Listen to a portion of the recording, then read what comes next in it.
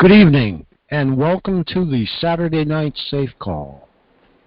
Midge Mathis and I will be hosting this evening. And for those of you who do not know me, my name is Frank Allen, but I think everybody does. Good evening, Callie. Good evening, Ann, Anonymous. Dorothy, a strong supporter of Targeted Massachusetts. And let me see. Unknown, Sluts, Anonymous, and let me see. That's about it. We've got 9 people so far. We're on the way. Okay. Callie, I didn't want to interrupt your conversation there, but because nobody else was around. That's why we were talking. No, it's okay. Oh, that's okay. That's all right. Frank, did you get my email? I'm sorry. I'm not sure. I'd have to check. I wanted to let you know that I got a disturbing phone call today about the vaccines, and they indicated that they did not care whether you did have an allergy or not. So this is a new development, something we need to investigate. As far as the protocol goes, it was definitely part of it. Okay, Midge is here. And you know something?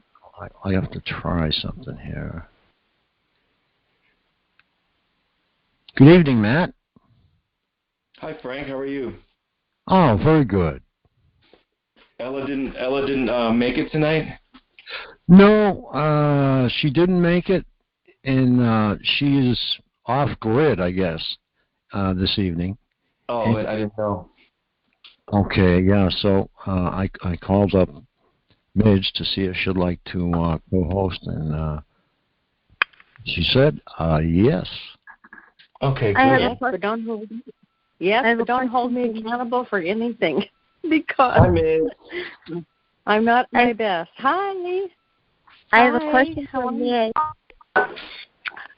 Okay, go ahead. And Midge, I just made you co-host. I don't know whether you can see it or not, but that's the way it looks right now.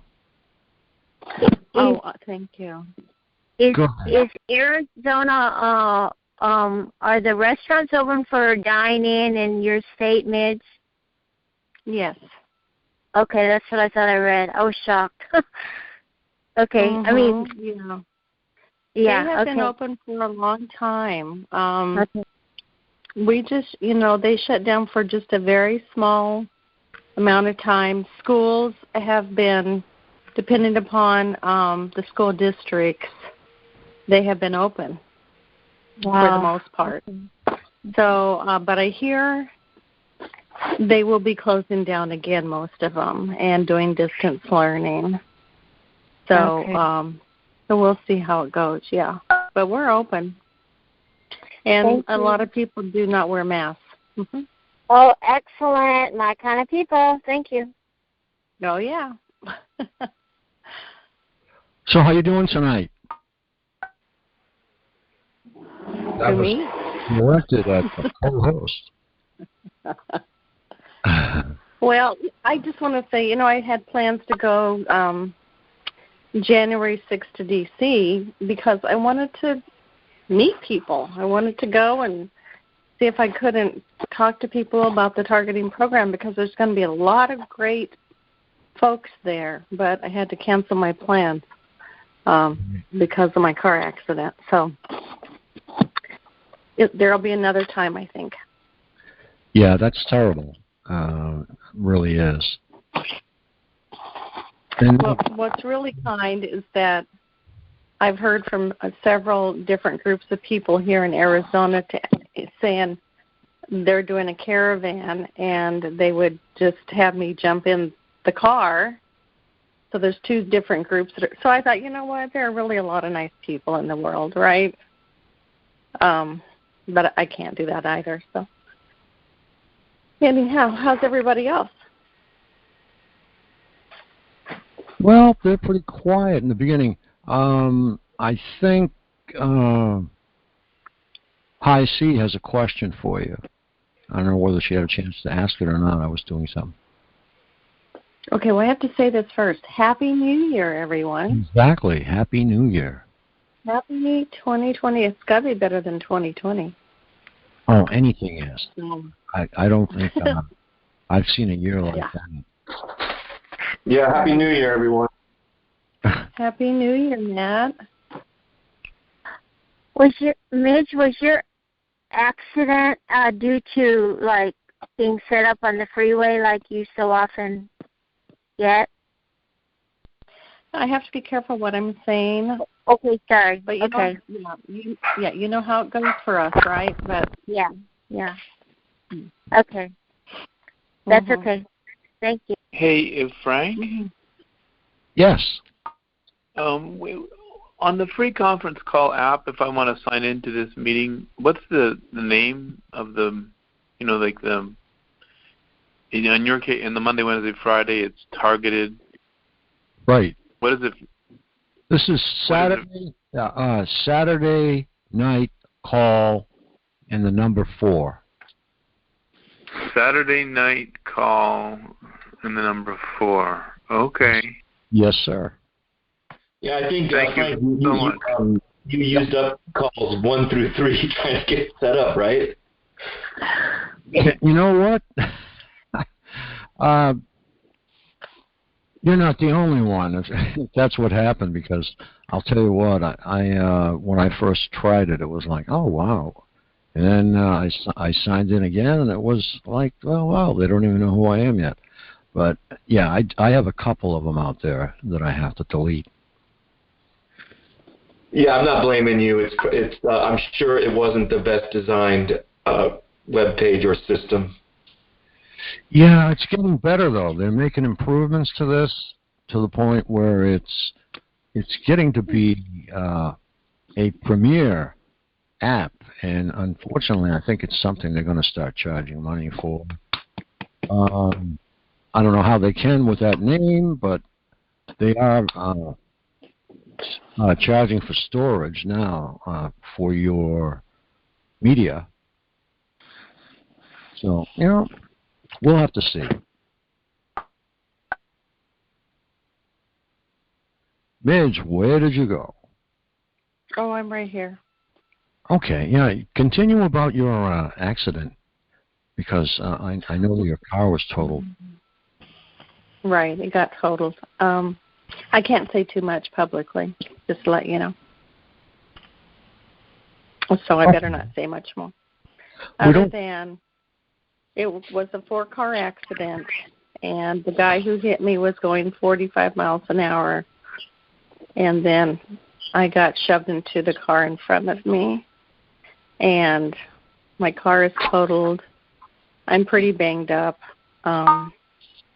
having severe headaches, dizziness, jaw is out of alignment, cracked. So I have to hold my jaw bones together with my finger when I talk a whole bunch. So, and there's other problems, but you know what? It could have been worse. So just grateful that nobody was really hurt severely. And these things happen.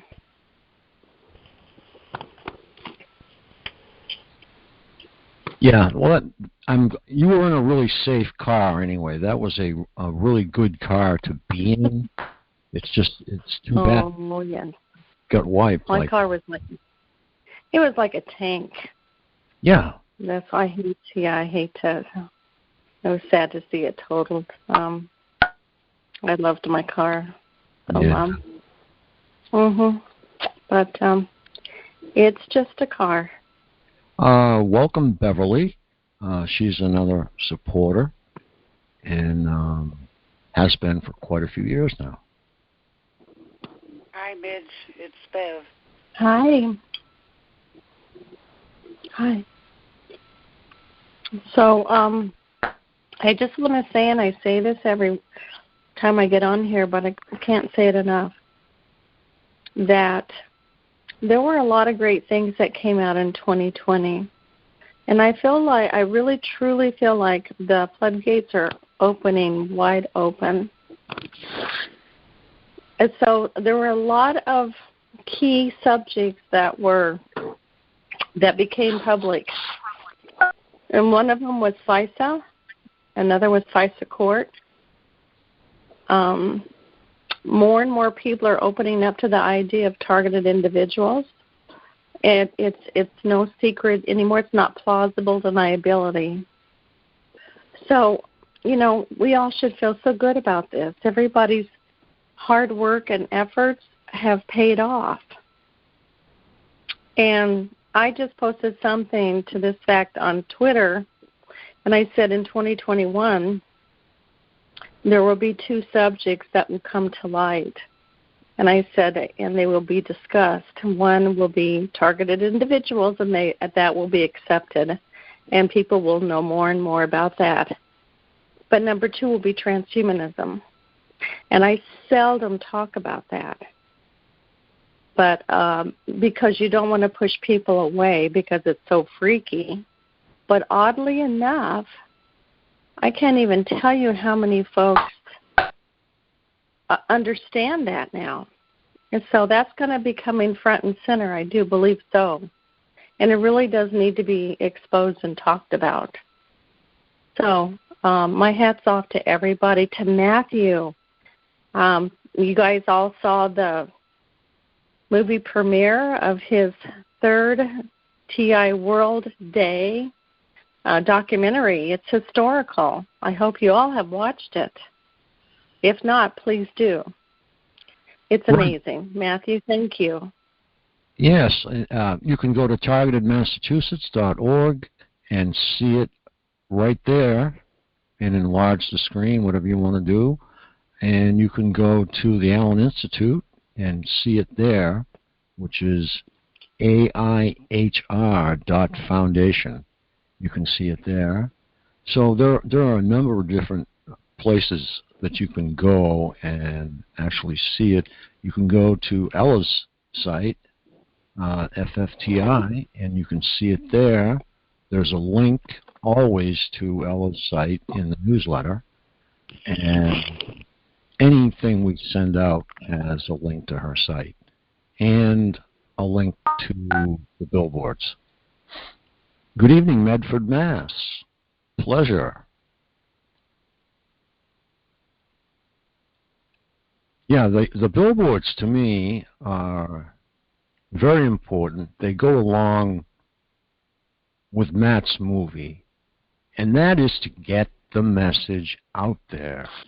Media is what we have that earlier targets did not have at their disposal, and we also have at our disposal expertise, like Matthew and Ella getting those billboards out there. So I think that collectively, the billboards are probably responsible for over 50% of the awareness level of the general public. And also, we are getting new targets for the same reason. And we all are on media. And social media has been responsible in the very beginning for getting the word out. So when you use social media, especially Facebook, we don't know what our audience is anymore because they have actually reduced where your posts go. You are being censored. I was censored on radio to the point where I had to leave that station. And I've found another, and I'm negotiating. But censorship has become a large issue. Everyone wants to shut everyone down except for the government. We have like David Icke. All of his videos are banned videos. Now he has a new sponsor and a new company that produces his videos. So he's back in business again. And I just showed one of his videos last evening on Targeted Massachusetts, and was very telling, very revealing, and I can see why he has been censored for sure. All right, go ahead, Midge. Me? Oh, sorry, I was eating. Okay. Well, here's the deal with the billboards. The billboards are very telling, and they're so well done. So what happened when Ella, she had 3 of them here in the Phoenix area, and I am so grateful to this day. So I told my non-TI friends about it. They hopped in the car, and they went and saw one of the billboards. They got it. They said it was so tastefully done, and they completely got it. And then they told other friends who are non-TIs. So those billboards do a great service to the community. They are so well done. So it's just a genius idea, truly. So that's what the billboards do, and they hit such a wide audience. Thousands and thousands and thousands and thousands and thousands and thousands of people all across the country, around the world, actually. It's one of the better campaigns that has been done in the community. This is Deborah from Winnipeg, Manitoba, Canada. I was wondering if I could just say something about the billboards. Mm-hmm. Well, I think I might have offended Ella and people because I was looking at some of the billboards on the internet in Vancouver, on the subways and that, and to me, I didn't think it would attract me to help. It would make me want to stay away. It was a picture of a woman with tears running down her face and like mascara, and like it's showing fear, and fear is not a good emotion. Like if you had somebody coming knocking on your door all afraid saying, please let me in, people are out trying to kill me, you wouldn't want to let them in because you were afraid you were going to. So, but I could be wrong. I don't know enough about advertising. Okay. Let me interrupt. I thought it might it just make people afraid. Say, oh, I don't want to go. I don't want to go there. But maybe it is a good way. Excuse me, ma'am. It doesn't make people. It's sad. It's a depiction of someone who's so incredibly sad. Yes, suffering. Yeah, it looks like suffering to me. Yeah. Suffering, okay. Exactly. Because I just know for myself, when I walk down the street and people were asking for money, who I would want to give to. There was one man, he had this sign, I'm ugly, I'm stupid, and nobody likes me.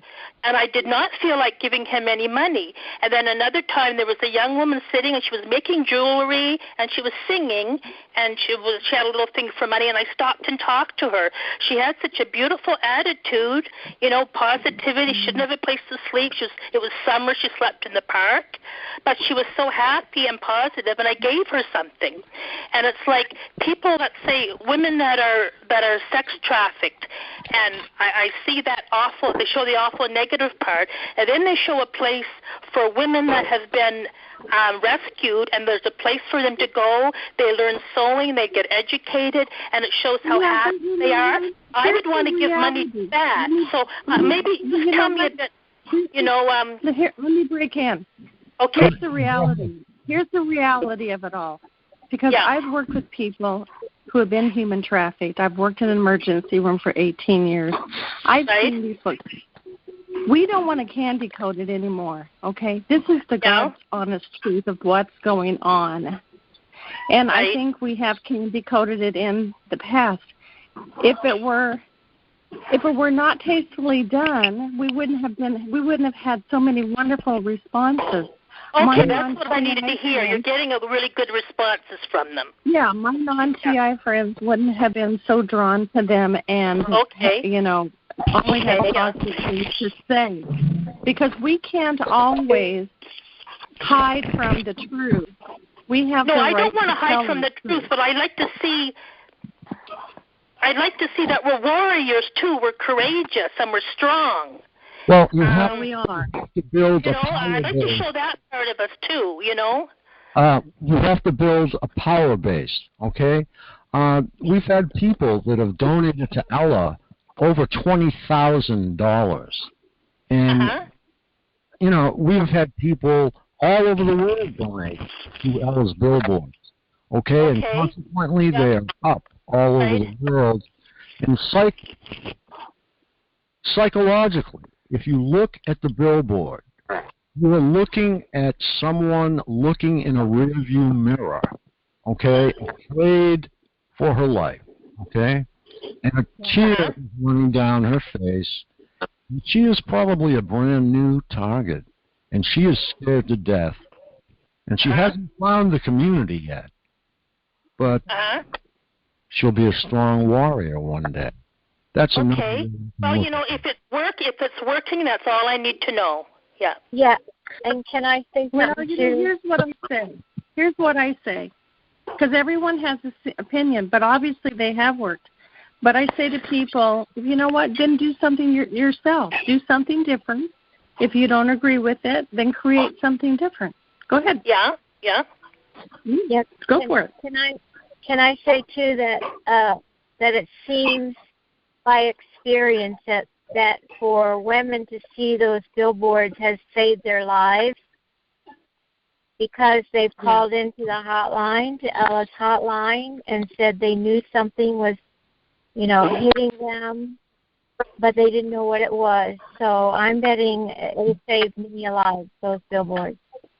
Okay. Yeah. You know, when there is a big campaign like this and it has been so successful, excuse me if I take a little bit of offense to anyone finding fault with it, because I know a lot of work went into it. It's amazing what Ella and Matthew and whoever else was involved, what they have done. You know, because they have done a matching program all over the world. It is truly one of the best things for the community, for everyone around the world. So if someone has taken their time and energy and money to do something for the community, I think, you know, it's a little hard to hear anything negative. I'm just sorry, because I've been there.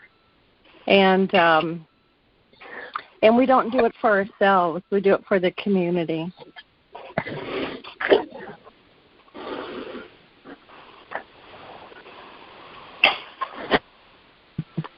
Okay, we have a little background noise. A couple different lines have been muted. When you stop moving around or solve your microphone difficulties, I'll be more than happy to unmute you, or you can unmute yourself. I'm glad that you came forward with these questions on the billboard, and I'm really happy that we got some answers out there. And I just wanted to express how I felt. I didn't mean to criticize everyone's hard work. I'm just thinking myself, if I wanted to make a billboard, how would I like to do it? I just wanted to voice that. I didn't mean to be critical. Not taken that way. Good. Okay, Winnipeg, have you seen Dr. Matthew Onegard's movie yet? You're talking to me, Deborah from Winnipeg? Yes. Yeah. You know what? I decided, because I don't have a cell phone or internet, because of this lockdown, the computers in my building are locked, the libraries are locked. I decided my higher power wants me to get a cell phone, and they have Wi-Fi here in the building. And so that's what I'm going to do, and then I can watch these things. I haven't even seen the video that Matthew has done. So yes, you can. I don't know what your television capabilities are there, but you can get YouTube actually on your TV. Oh, yeah. Well, we can email you the link or I can actually spell it out for you if you have YouTube. What I'm going to do is I'm going to wait until I get my cell phone, and then I'm going to email Ella, because she and I have been emailing sort of back and forth about I want to get a billboard put up here in Winnipeg. And that's why I wanted to, so if that works, then the one that she's done, of course, I'd like it up here.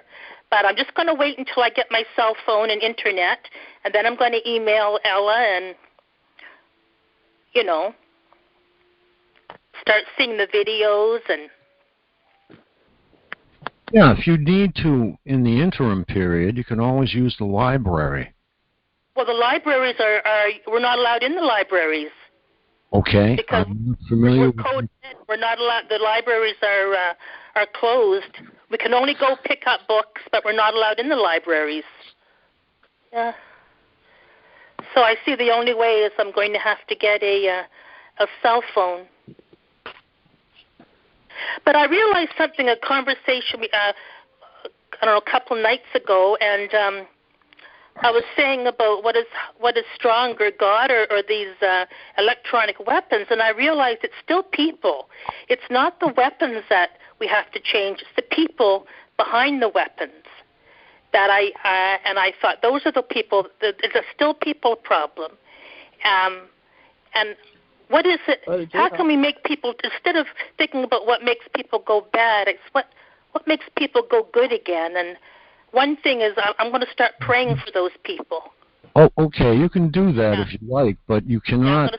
There's nothing out there for psychosis except for medication and hospitalization. And most of these what do you mean, are psychotic. Perpetrators? These perpetrators, you mean? Yes, they are. Yeah. And GA, too, Gamblers Anonymous, they are focused on these screens, and they have been focused for so many years that they can't get away from them. They can't put it down.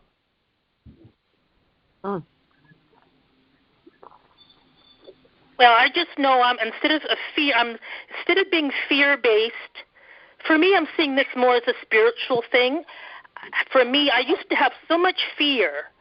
I was just so delicate. I hardly said anything, and it's toughening me. It's making me stronger, and I'm going to see how I can go all through this and not get into fear. That's my spiritual growth, and I'm going to pray for these people.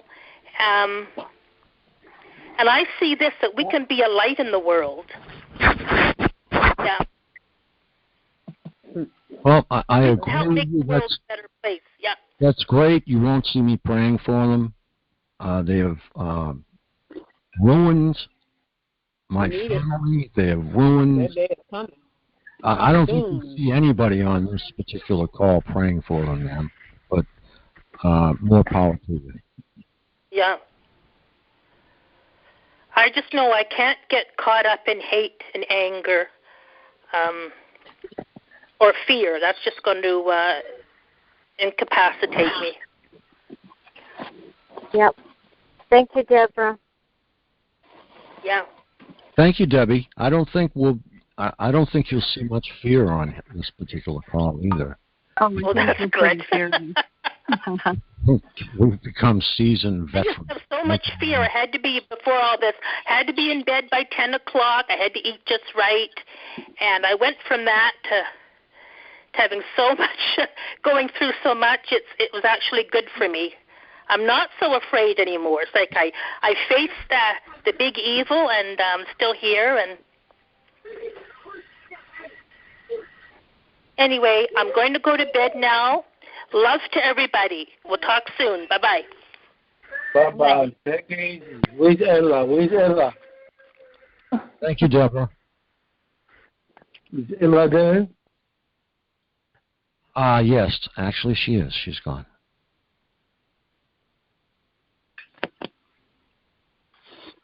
Oh.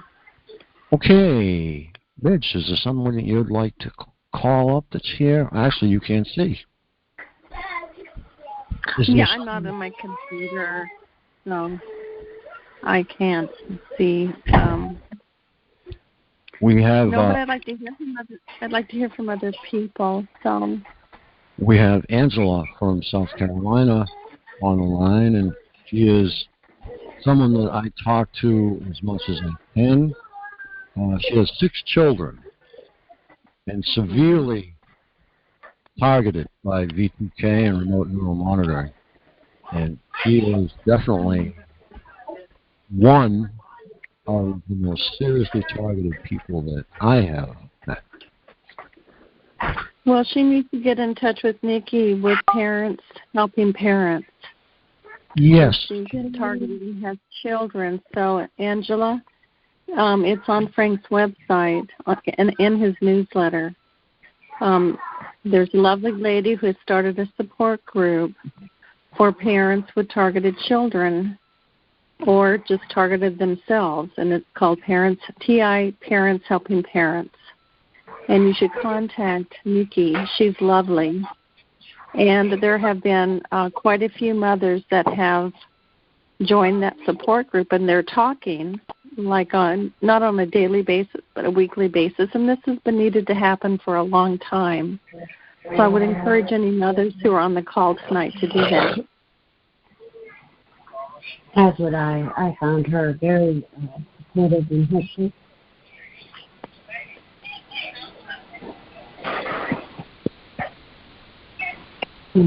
Well, we just hesitate and not particularly asking to people that we meet on the call and things like that, and to definitely allow for those.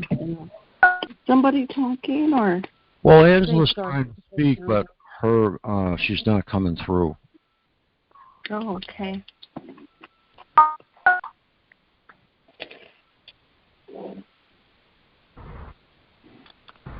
But she's been in a bad situation. Is there someone else that would like to comment? We have Anchorage, Alaska. Yeah, I wanted to say that Angela just sounded muffled. Maybe she doesn't know that she just sounded muffled. Yes, she did. I found the. Can you hear me now? Oh, yes. Hi there. Yes, you can. I found the lady with the parenting, the TI parent support group. I found her very helpful and friendly and supportive, and I would recommend that to anybody who finds herself parents of TIs or parents of TIs. She was very friendly. So I do agree. That was really nice. It's nice to have a support group. There are reservations that I think all of us might have in our situations, and there are things that we might not want to share or express freely until we know we're in a comfortable setting. But I think that's a wonderful thing and a wonderful resource for anybody listening.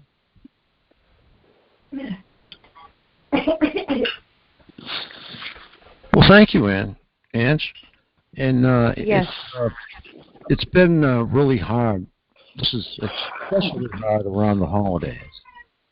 And that's just the way it is. Holidays bring emotions that are always going to come up. And they also bring up targeting. And they take advantage of it. No two ways about it. This has definitely been a stressful, targeted year for us. But we're making the best of it.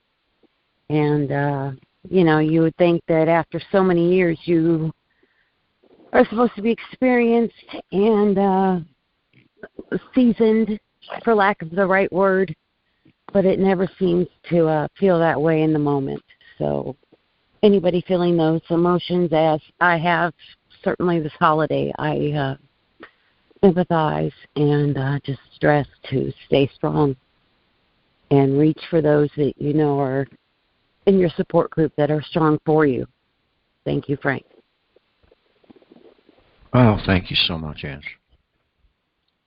anytime you want to reach out to Ms. Mathis, you can. I'm sure that she wouldn't mind sharing her phone number with you, but through me. I do, like she said, I do believe we became friends recently. I've tried to stretch out. I'm nervous about that, Frank. I'm comfortable with you. Oh, that's good. I'm happy to hear it. We do have stressed to hear it, I imagine. No, to stress me out is something the perps can do, but they do mechanically, if you will, by way of their system, actually. Crank your heart up to the point, well, I don't have to tell you when, but everyone else, they knows that they can run your heart up to the point where you're 198 over 98, and I've been there, and I'm not overweight, and I don't have any kind of heart condition. It doesn't run in my family. So they can do some really terrible things, and we have to learn, as Ange and Midge said, to call those that will support you. Call those that will spend some time with you, the necessary time that you need. And yeah.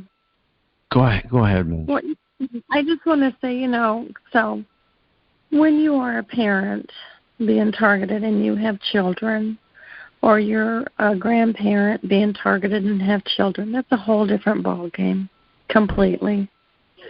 There are a lot of different emotions that come to play. You're trying to protect the children, just all kinds of things. And so my hat off to the parents and to the grandparents. I'm a grandparent, and my grandkids have been targeted off and on, and it's awful. No other way to put it. So, reach out to these folks who are being targeted, because if you're single, you're by yourself, think of someone else that might have it worse. Reach out to some of these parents and say, how are you doing today? How are the kids? It goes a long way. We no longer can think, singularly. We have to think about each other. We all want to get to the finish line at the same time, all of us together. So, let's help one another. And so this kind of takes me into a different subject just real quick. There have been reports of several TIs who have died or disappeared.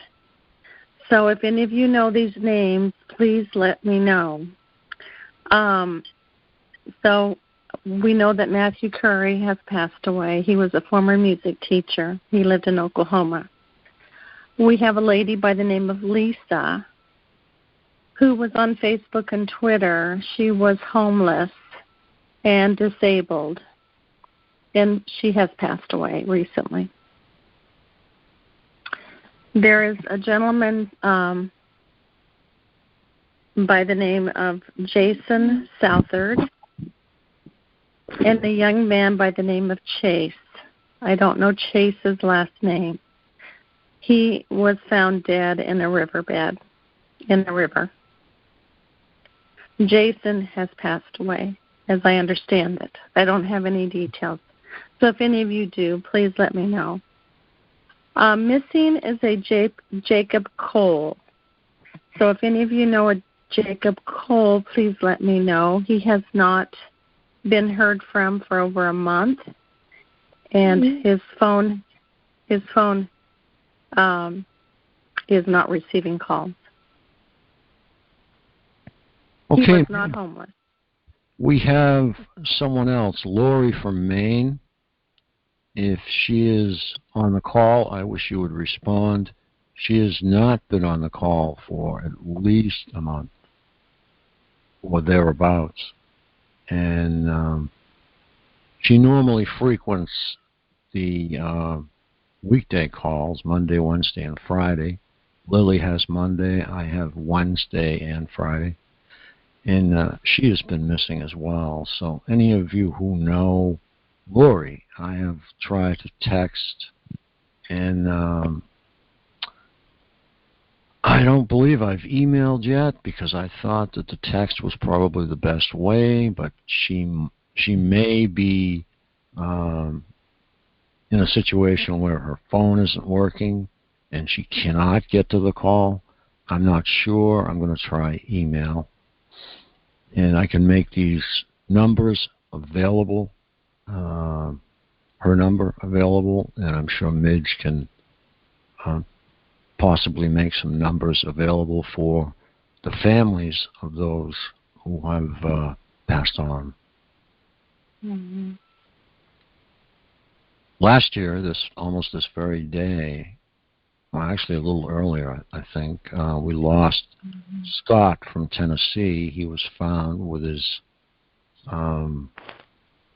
gunshot wound to his head, and there's no reason for it in terms of the way he was acting. And I interviewed his wife on radio, and she didn't have any reason for his suicide. So that's kind of iffy to me. He was in a car chase by the police, and he was just found that way. So I'll just leave it at that. Okay. Well, on to a different subject, if you don't mind, because this is kind of a big deal. Yep, sure. So, what came out yesterday from the White House is, it says, Presidential Message on National Stalking Awareness Month, 2021. So this was issued yesterday. So it says millions of Americans each year are victims of stalking, a disturbing crime that restricts an individual's ability to live a productive, peaceful, and fulfilling life. Throughout National Stalking Awareness Month, we recognize this form of bullying and intimidation and recommit to addressing and preventing this harmful behavior that devastates so many individuals and their families and friends.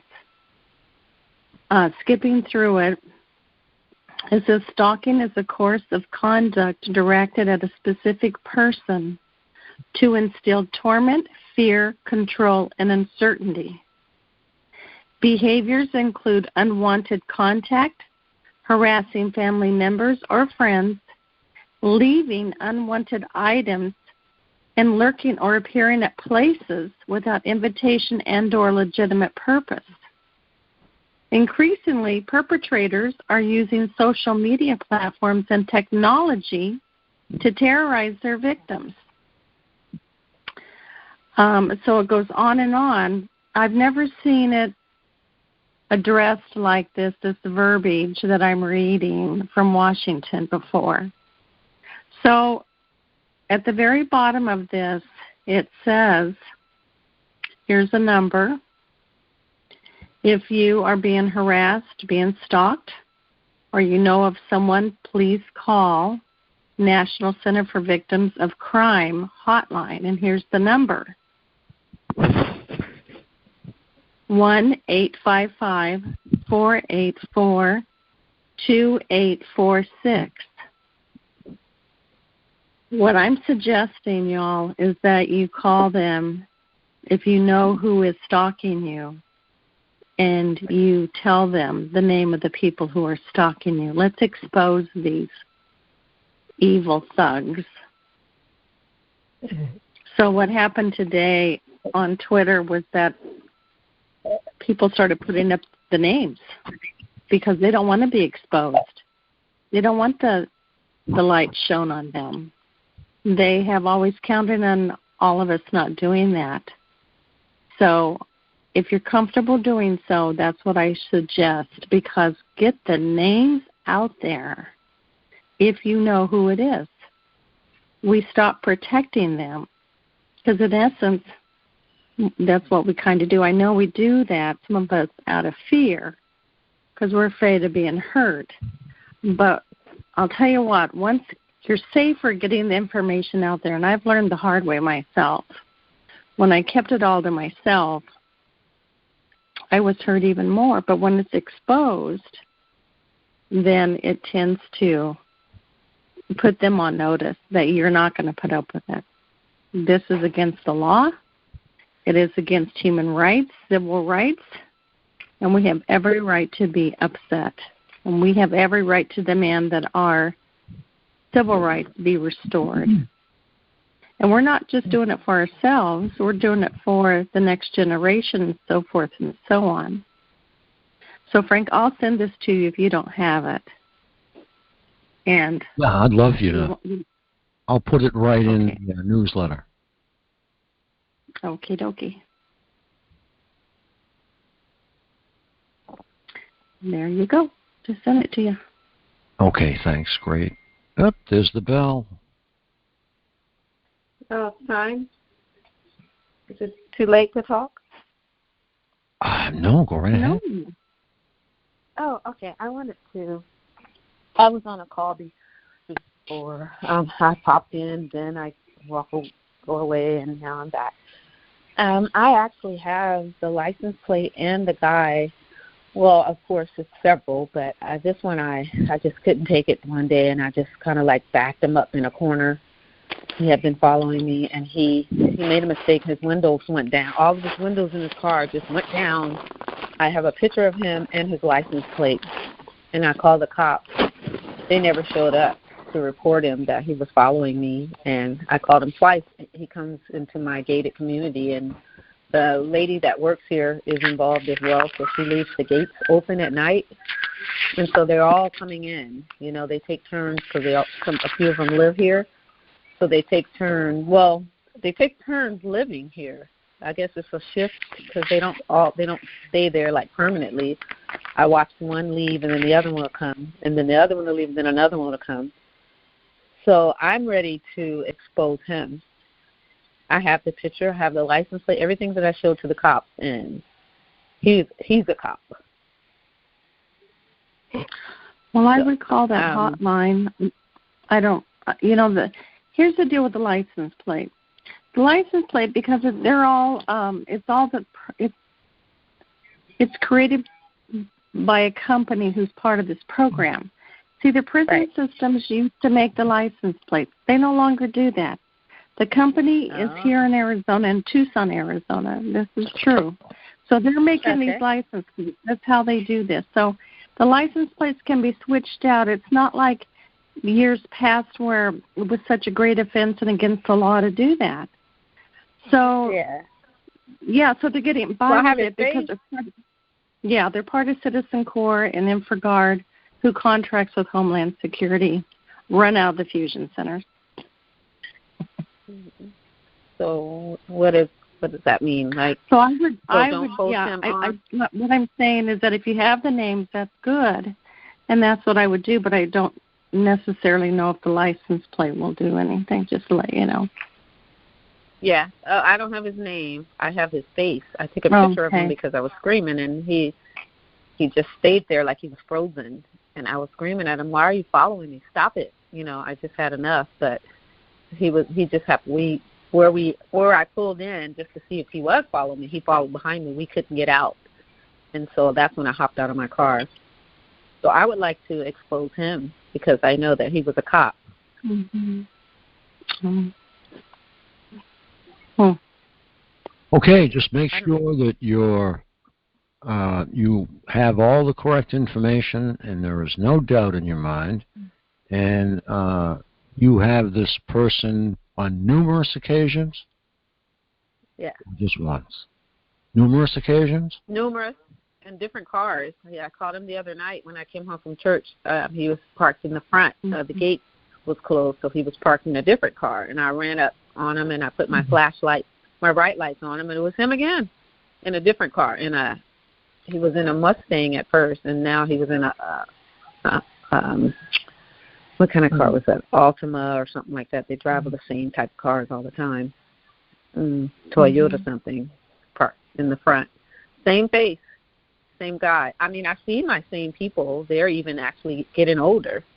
That's been following me from even a different state when I wasn't even in Texas. I was in California, and then I was on the East Coast for a while. I've seen a couple of them have aged, and I see them. They're here in Texas, too. Mm-hmm. I mean, so I'm to the point where they're around me, and we may speak, we may talk. It depends on how I feel, but I see them. Well, be careful, because their goal is to get you upset. And they are recording. They have cameras. And, so you have to be very careful. My suggestion is that if you have pictures and you have him in different cars and then you have evidence, I'd print those off. Take somebody with you. But if you don't have a name, that's the thing. But if he's a local police officer, then they would know. I mean, you can probably, I don't know how else you would get his name, unless you know, if you know for sure that he's on the local police force. You see what I'm saying? Yeah, so how can, if I put him on our list, I put his picture and the car and everything up on my Facebook page and say that I'm being stalked, and then that picture is there. Is there a wording that I can put that not implicate? What type of wording would I put if I want to start posting pictures of people who are following me from my dash cam, my car camera, the same ones that are following me? I would like to put them on Facebook. I like to, Well, why don't you put an explanation under, obviously, a comment under each picture detailing where this picture was taken and who he is, and I would definitely do that, like, right away. Okay, so details, and then where. Yeah. Okay. This gentleman, Mr. So-and-so, has been actively pursuing me or stalking or gang stalking, in parentheses, me for the past however long it was, and just get the facts down and get it accurate, concise. I would talk to your local police as well as Midge. Sure, they Wow. didn't show up. Right. And if he's police, I wouldn't use the term gang stalking. How about coordinated stalking? That's a good idea. Yeah. I know I watched something on where the cop showed there was a policeman that actually came on the show. Like, how do we reach him? Is there any way to reach that cop? I know it was probably hard for him to come out, but I watched something on Facebook where there was an actual cop that showed up on the show. I mean, that. Okay, people in the background, when you draw water, we can hear it. When you scream in the background, we can hear it. Try and be adults, and remember that your microphone is hooked up to in excess of 50 people. So you don't want your personal or private conversations going on to this call because it is being recorded. Okay? So try and watch your mics. Thank you. Frank, can you hear me? Frank? Yes, I can. Hi, I just wanted to respond to the lady that's going to go to the police to make one comment that no one else has said that might be important. Okay. I don't know her name. What was her name, the lady? Anyway, to the woman who was just talking about going to the police, I'm just saying this due to my experience over the years changing so dramatically when going to the police. I would so strongly suggest, did you mention also a church that you went to, right? But anyway, if there's anybody in your life that would go with you when you go to contact the police and make this report, it's so important you bring somebody along with you. If you can find someone willing to go, that's really important. Okay, that's all.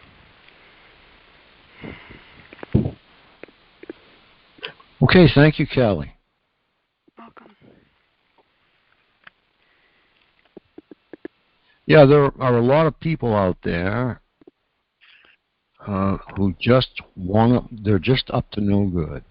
And they take up their time by doing this stalking routine.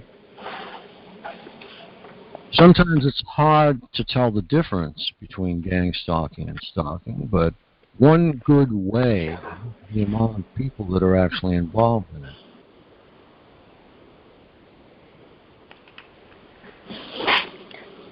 And just remember that the basic goal of just a stalker, okay, just say it was one stalker. The basic goal is to distort your sense of reality. So you know what? I think we all do really well. I don't even let them bother me anymore. I've just gotten so used to it. I feel sorry for them in a way because it's so pathetic. I mean, I have been known to stop my car, which, you know, would stop a lot of them behind me. And I have given them, I have a business card that, you know, states, you know, it says, you know, targeted justice. And then it says a few other things. So I just hand them my card. You can make up anything that you want, but you can put it in like a business card form and just hand it to them and say, please, you know, Google this. You're being lied to. And that works a lot. Guess what? You don't see stalkers for a couple of days at least, or a week, because they don't want them knowing the truth, you see. Or I just hand them a simple flyer. One time I was walking, I stepped out in front of a stalker, and I asked her to roll down her window, and she did. And I just gave her some information, and I just said, you know, please read this, and please go to this website. I said, you're being lied to. And I just smiled. You know, we're only human, yes, but it doesn't do any good to get upset with them because they're just doing their job. They are the lone men on the totem pole. It doesn't make it right. I mean, I've gotten firm because, I mean, truly, how dare you? But still, you know, they're being lied to. And they get these folks from all walks of life. A lot of these folks have flushed out of chemical dependency programs. They have nowhere to go. They don't have a job. So oftentimes they put them in the same house. So they have these houses that they put some of these stalkers in. And so they're just low lives, you know. And it's pathetic. It's very pathetic. Very well put, Midge. It is pathetic.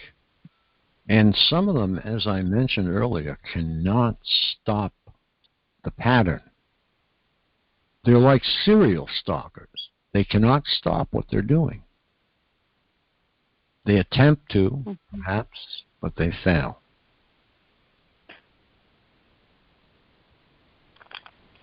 Well, either way, they're breaking the law. If you help someone rob a bank, you're charged with the same crime. If you help someone invade someone's home, privacy, body, belongings, bank accounts, medical records, hacking, whatever, then you committed the crime that they committed, whether you're just riding back and forth watching the place or just sitting still looking at your phone. If you're a part of it, you committed the crime too. Very good point. That is acting in concert. So if you have a stalker or a gang stalker, whatever you choose Like I say, this depends upon the amount of people involved. But if one or more are active, it is acting in concert. Thank you very much, Richard. That's a good point.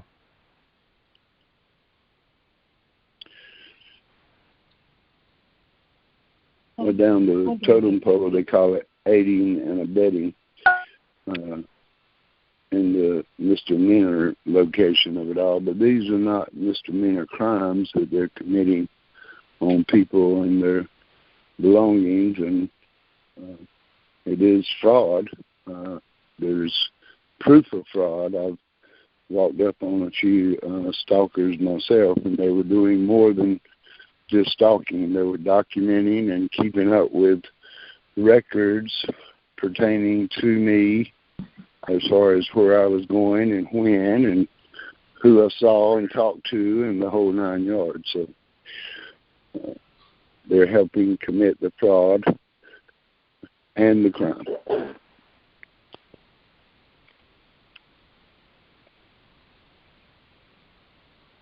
Okay, perhaps we have someone who would like to speak of an incident that has happened to them relating to gang stalking or just stalking in general. Or if somebody scared the holy hell out of you. Just come on up and join me.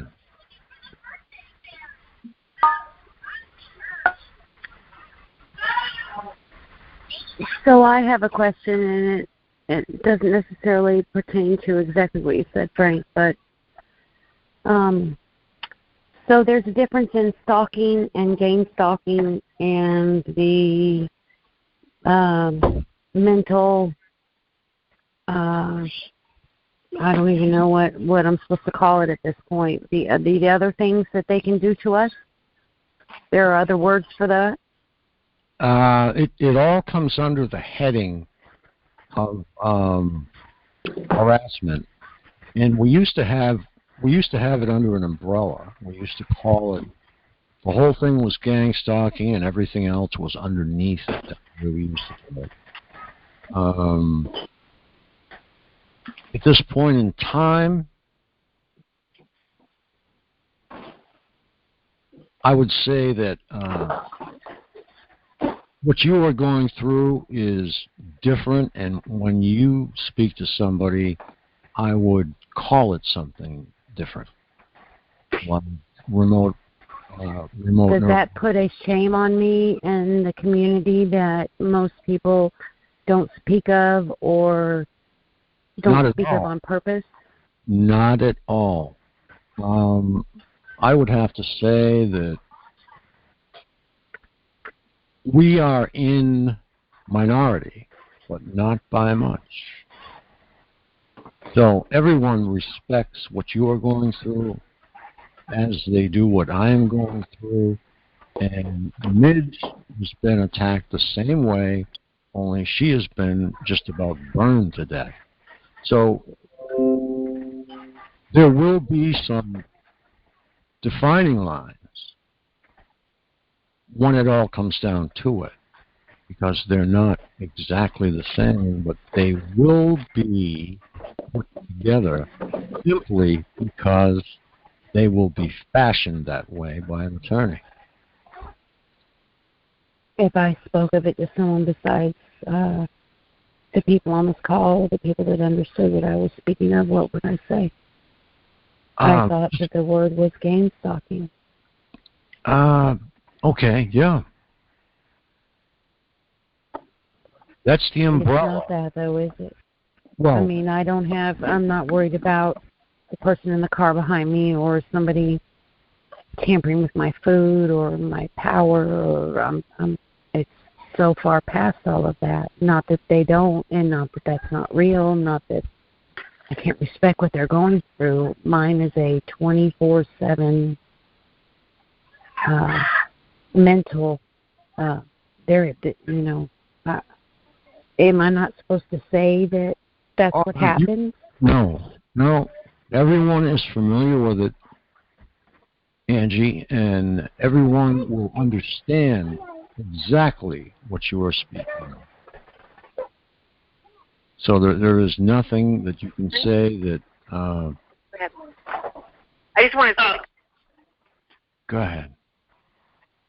Did you want to speak of it? Or? Disclose it. I don't know how to speak of it, Frank. I'm waiting to hear somebody that speaks of it in a way that gives me some enlightenment. Okay.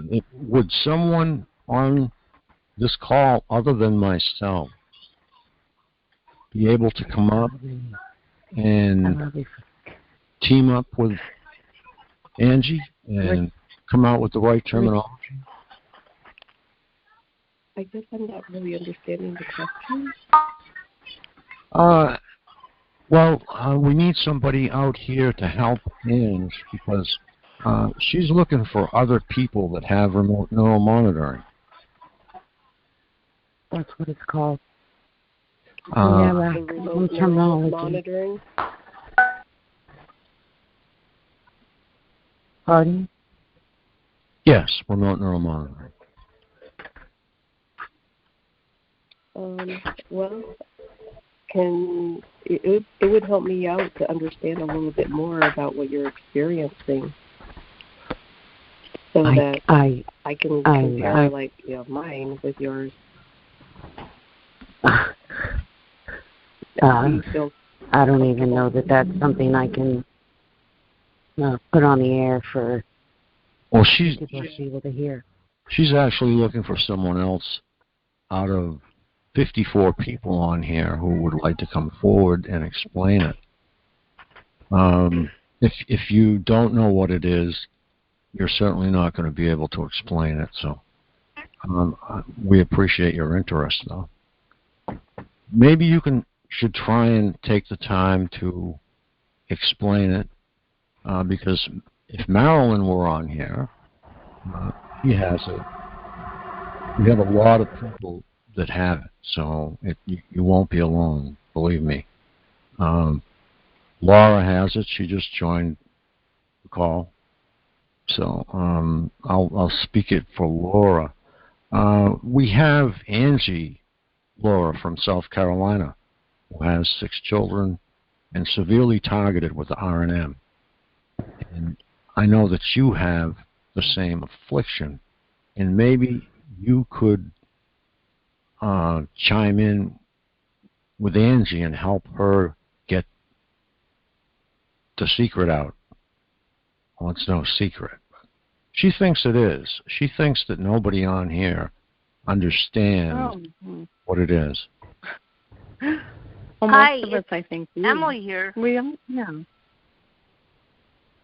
Go ahead. I wanted to make a comment. Mm-hmm. Can you hear me? Yeah. Oh, yeah. Oh, okay. I don't know if I'm muted or not. I'm not very good at this. But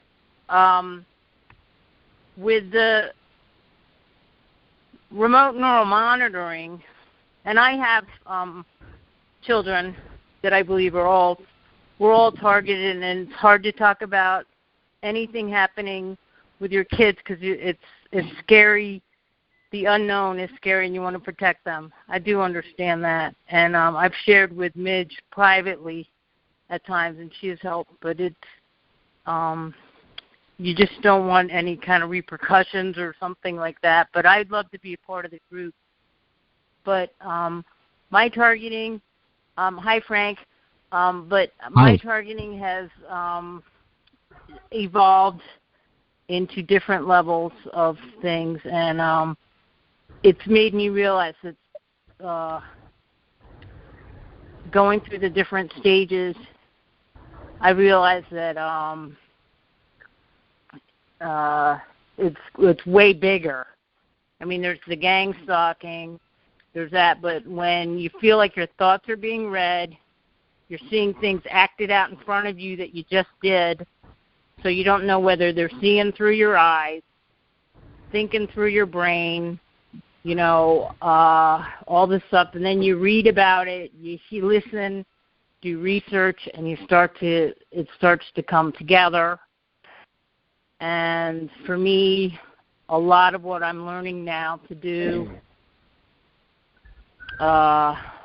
is to try to ignore a lot of things or not look at certain things. That's how I deal with it because, and I started recognizing my son he didn't want to look at things that I showed him because of whatever he's going through that he doesn't want to talk about because of the remote neural monitoring. It's, I don't know if I'm helping her talk about if this is what I'm so we're far looking past for. that. It's unbelievable. I have gone through all of those stages, and I am in a cycle where it seems to be wanting to take me back. Yes, I can see how it affects my family.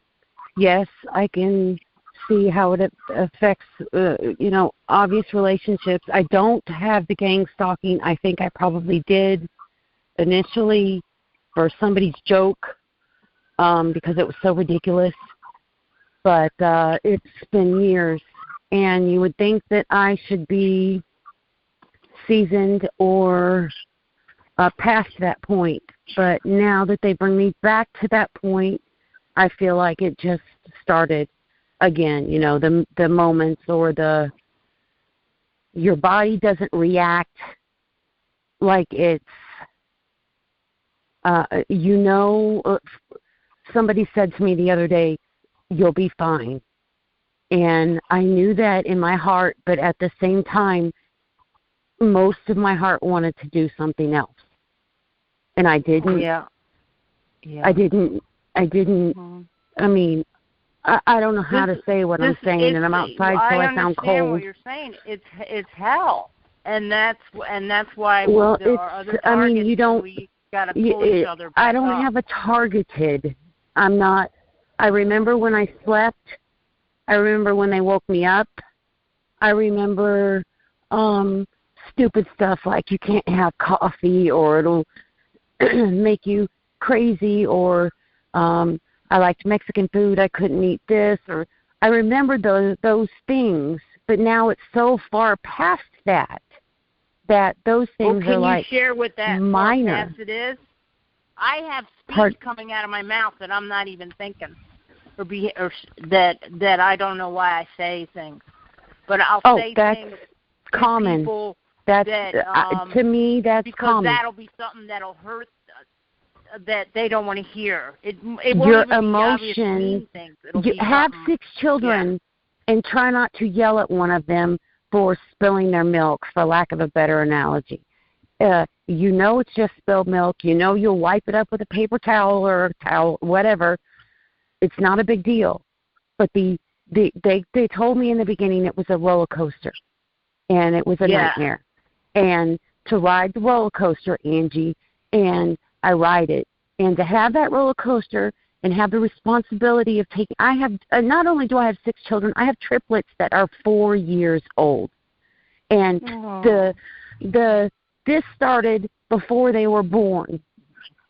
This started at least 2 years before my triplets were conceived and born. So they have never known. I have 3 other children that are all my children are beautiful. But you can see the difference by looking at them and the type of mother I've been. Yeah. Mm-hmm. Some of them are more compassionate and loving and understanding because you don't hit, you don't yell, you don't severely discipline. You explain, and if you explain to a child what it is that you want from them and why, usually that triggers the response you want. Well, I can't do that anymore. I'm so angry or frustrated or sad, or it's never happy. I wish it was happy. It's never. They could do happy. They don't. The difference in the 6 children is unbelievable. I have a 9-year-old, and she was 4, maybe 3.5, 4 years old when this started. She is 9, almost 10, and cannot read. She is supposedly this, and this. She's got 3 different things, but the truth is, it's them. And I know it's them because when they take it away or they step it out, she can read the entire book to me. I have a little girl that will never stop eating. I don't know if any of you know about the drive or what I mean when I say they drive you to something. I've seen that. I've seen it. It's like unbelievable. You know something, so you're like, what? My son went. The doctors, no one can help her. Every second of every day, all she wants to do is eat. And I can't help her. I can't stop it. And at some point, you naturally get frustrated. And your natural emotions are so exaggerated that it hurts. It hurts them. It hurts you. You have a hard time controlling your reactions, let alone helping them with their reactions, which is what a mother is supposed to do. Exactly. That's why it's not just to destroy us. It's it's for us to keep. And they brag about it. If you have I have a 24/7 V2K. Every minute of every day, I lay there at night. I lay in my bed, but I'm not asleep. I hear every single word. I hear every single thing they say from every minute till I'm forced to get up. And sometimes I want to cry, and they block your real emotions, so like tears almost never come out, and I was someone who cried all the time. So that's evil in itself, because it helped me somehow, and I don't have that help. I don't mean to take up the airways. I'm sorry. It's okay. I think you need to talk about it. Yeah. And this holiday has been really exceptionally hard. They do things to your brain and your body. You take medicines and you try to do things, and when you're acutely aware that they can bypass the medicine and make you have those pains and those feelings and the pain anyway, I'm not going to take more medicine because I'm not crazy unless I'm really trying to go to the other end. But there's nothing you can do but suffer through it. Pardon? Shielding?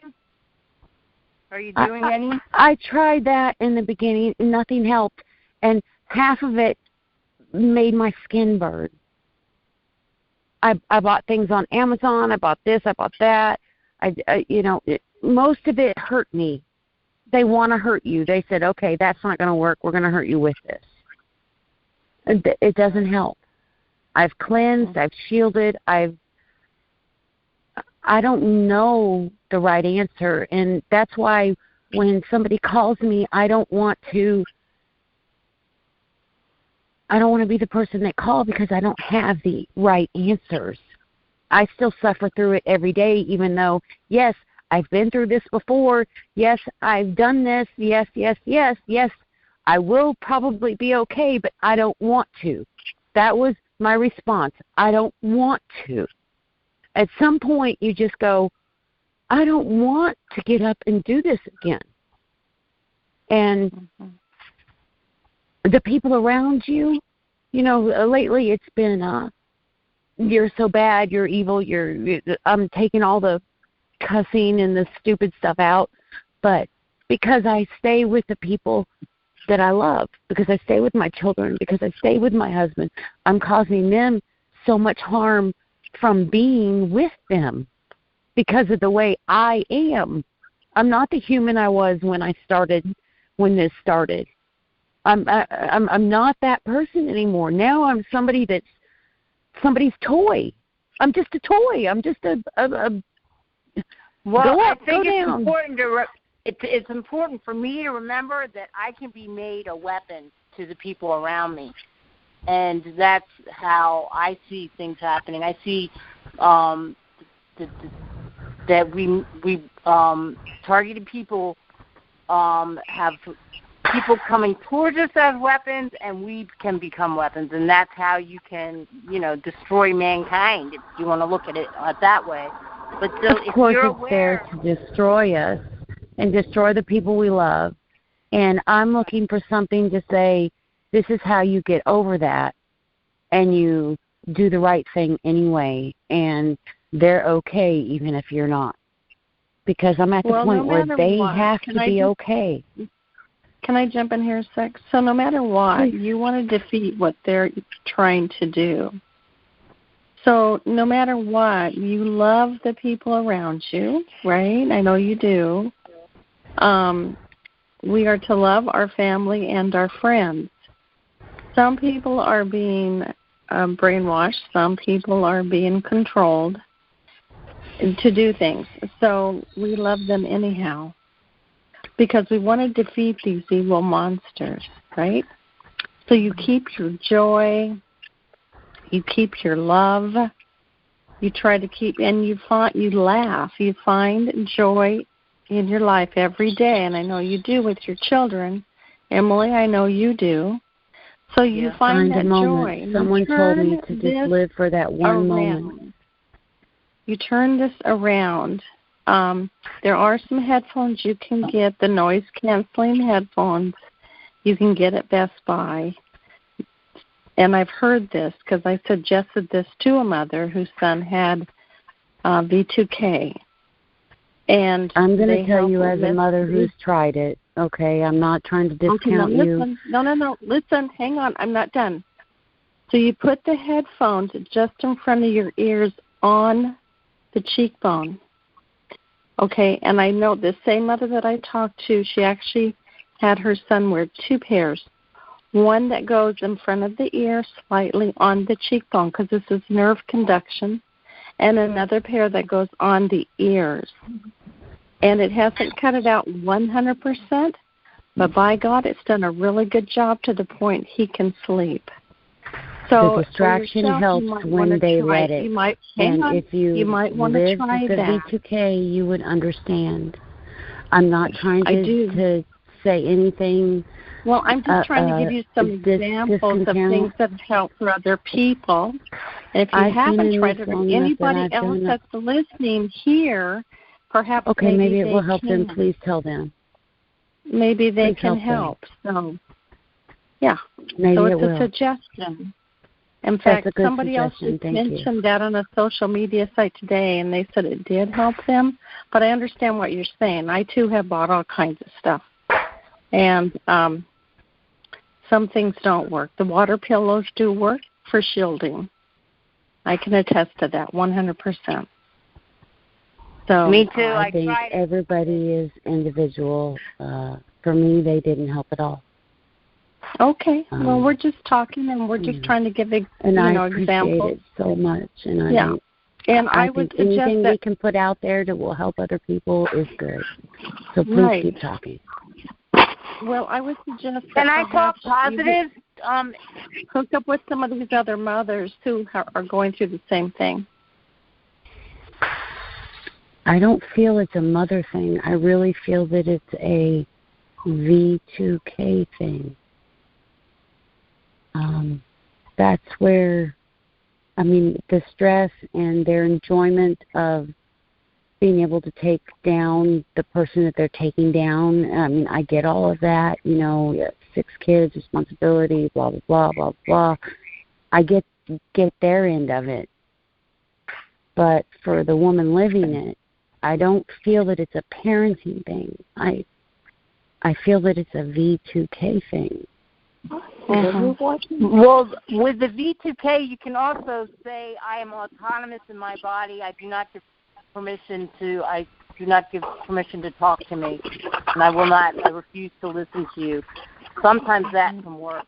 I don't know if you do that already, but if you don't allow, they don't always like that. I'm at the point with my V2K that I don't retaliate that often openly. The retaliation is subconscious.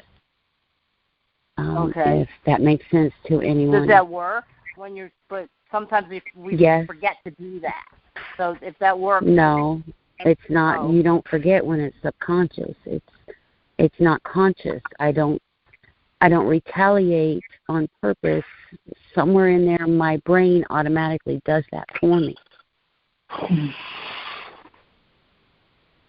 Well, the goal is to find something that's working for you. Because I think we all have different cases, to a degree. Of how, I wish that there was a goal that this would stop. Yeah.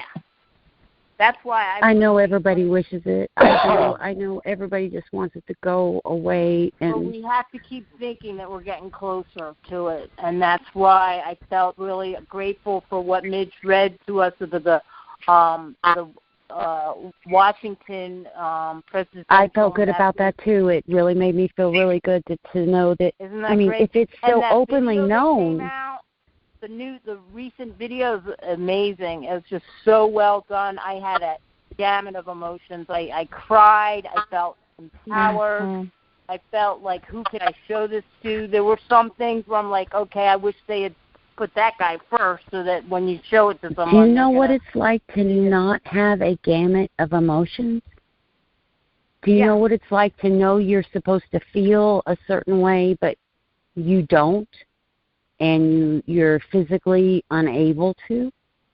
Because that's how I live now. Like if somebody dies, they want me to laugh. Or that's the best example I can give. I know. They block that human emotion in there. That human part of you. Like I said, I cried all the time, and I almost never cry now. And it's been really bad. Are you getting out of your property at all? Are you getting out of your area where you live? Do you get to go? Yes, and I live in a heavily populated city, downtown. I'm in the downtown area. I can see 2 or 3 different, for lack of better words, there's a TV station, there's cell phone towers. Yeah. Oh, there's an airport less than a mile from here. I have all that stuff all around me. Yeah, that's hard. That's definitely hard. Anyway, I'm sorry for monopolizing the time. I'm not that important. I do appreciate the conversation more than anybody understands. Sometimes just the conversation will get you through. So we'll change it enough to get you through. My suggestion is that I don't know if you have exchanged phone numbers with other TIs in the community. I would suggest that. I always suggest do the buddy system. So that's what helps us get through this. We become friends in the community. We help each other. Having a bad day, you text someone and say, can you talk? And, it goes both ways, though. You have to be a friend as well. And that is one of the best ways that I myself I've been able to get through this and stay strong. And so I would suggest that that's what you do. Thank you. Thank you for your good advice. I appreciate it. Okay. I have babies that are waiting on me to put them to sleep, so I appreciate the call, ladies, and Frank. And Richard, I know you're listening. It was really nice to hear your voice. It definitely was good to hear your voice, too. Yours, too. Glad nice to meet you. And hang in there. And I know, being mom to mom, person to person, be strong.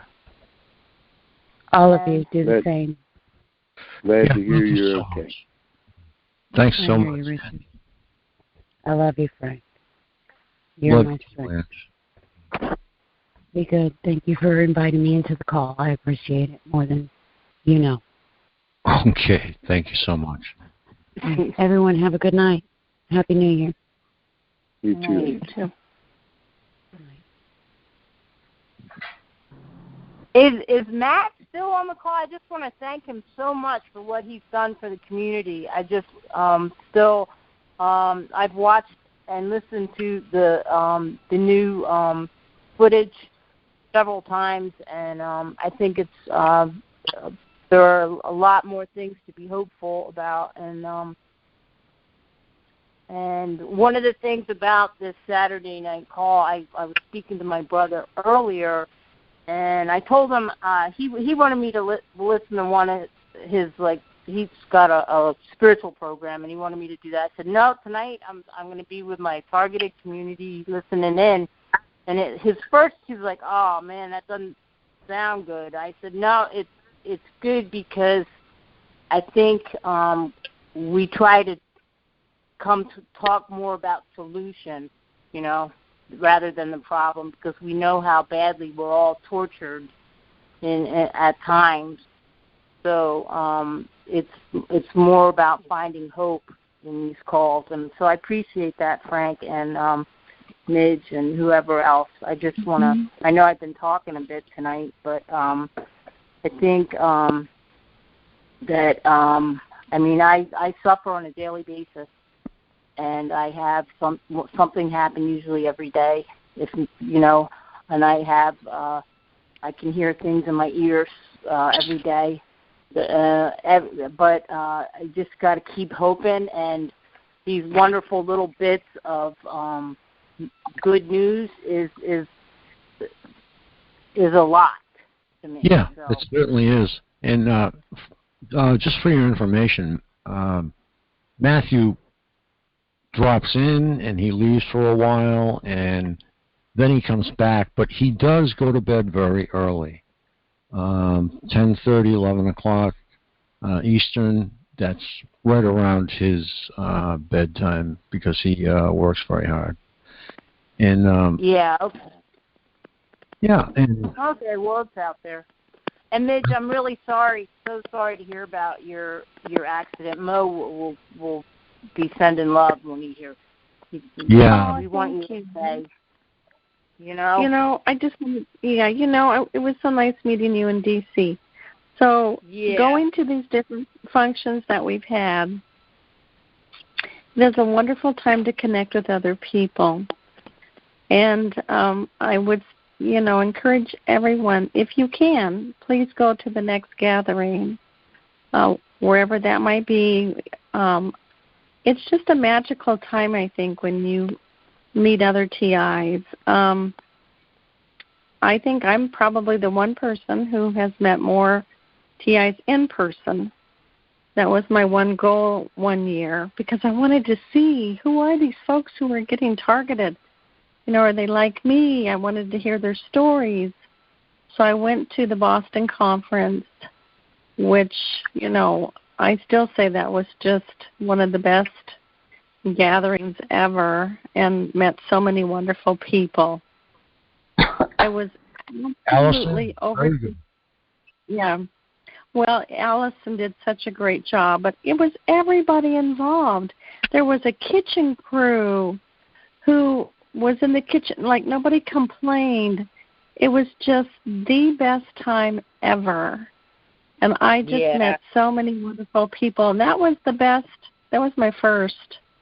And then going to TI Day in Chicago and protesting downtown Chicago with David Voigt, Doug Cruz, Matthew was there. I mean, I could go on. I met so many wonderful people. And it's something something magical happens, and it's very, very powerful when we all come together. And then, of course, the D.C. rally and that Targeted Justice had last year. And when you meet these other folks and you can look them in the eye and you can start sharing stories, and it's very powerful, isn't it? I mean, Frank? Yep. Yeah, exactly. It's so powerful. It's just, I cannot stress enough how important that is. Because we all talk to each other on these calls. We all share phone numbers. We're on social media. But when you see another TI in person, you can just feel each other, so to speak.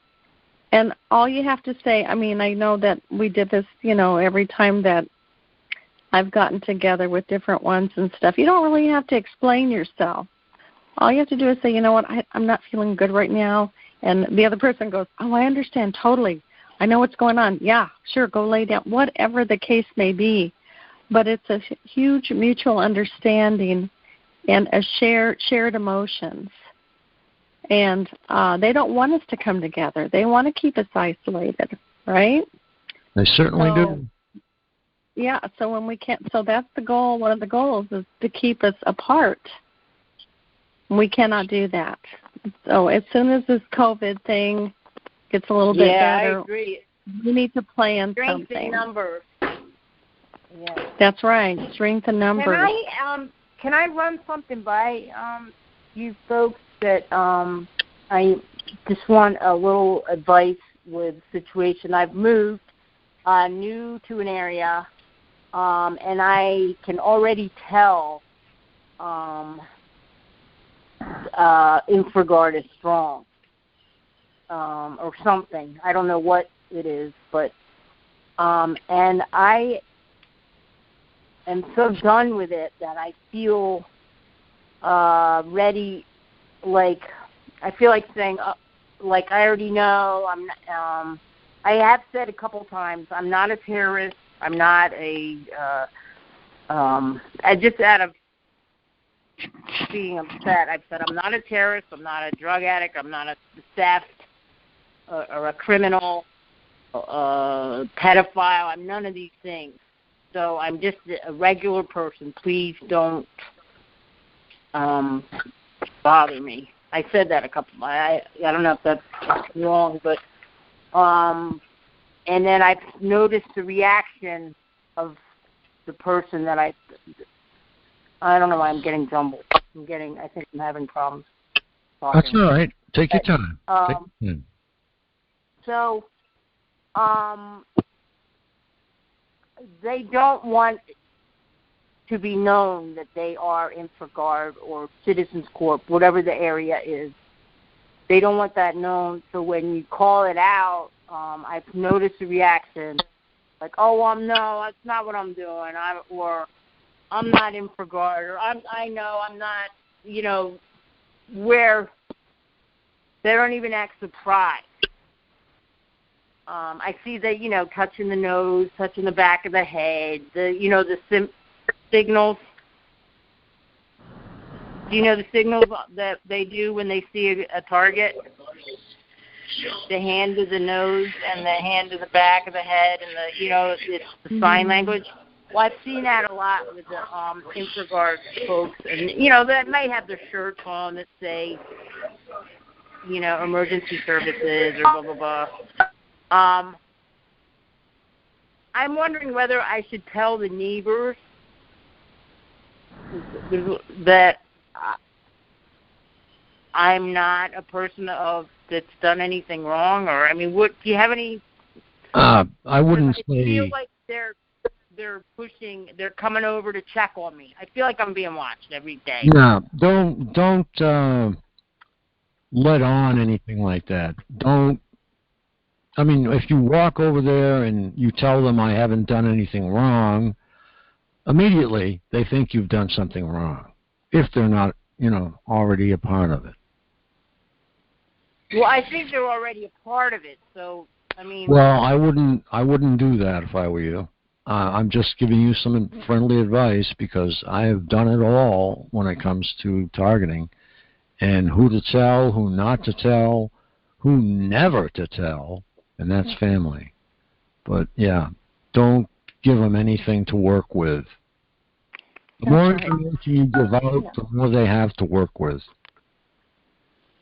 Here's the deal. If you let them know something's getting to you, guess what they're going to do? They're going to do it more, right? So you have to ignore a lot of stuff. I know a lot of people get all excited about the different colored cars. The colors are not going to hurt you. Ignore it. A lot of stuff, they're trying to get under your skin. They're trying to mess with you. So you do the opposite. I guess, yeah. I don't know why I'm saying this stuff. Well, the neighbors, the neighbors aren't going to tell you anything because, if they are a part of it, it's considered classified information. They would lose their job. They would probably get targeted. So they're not going to tell you anything. They're called deputized neighbors. This is a fact. I've seen this in court papers. Okay, so you have to be very, very careful. And I just ignore.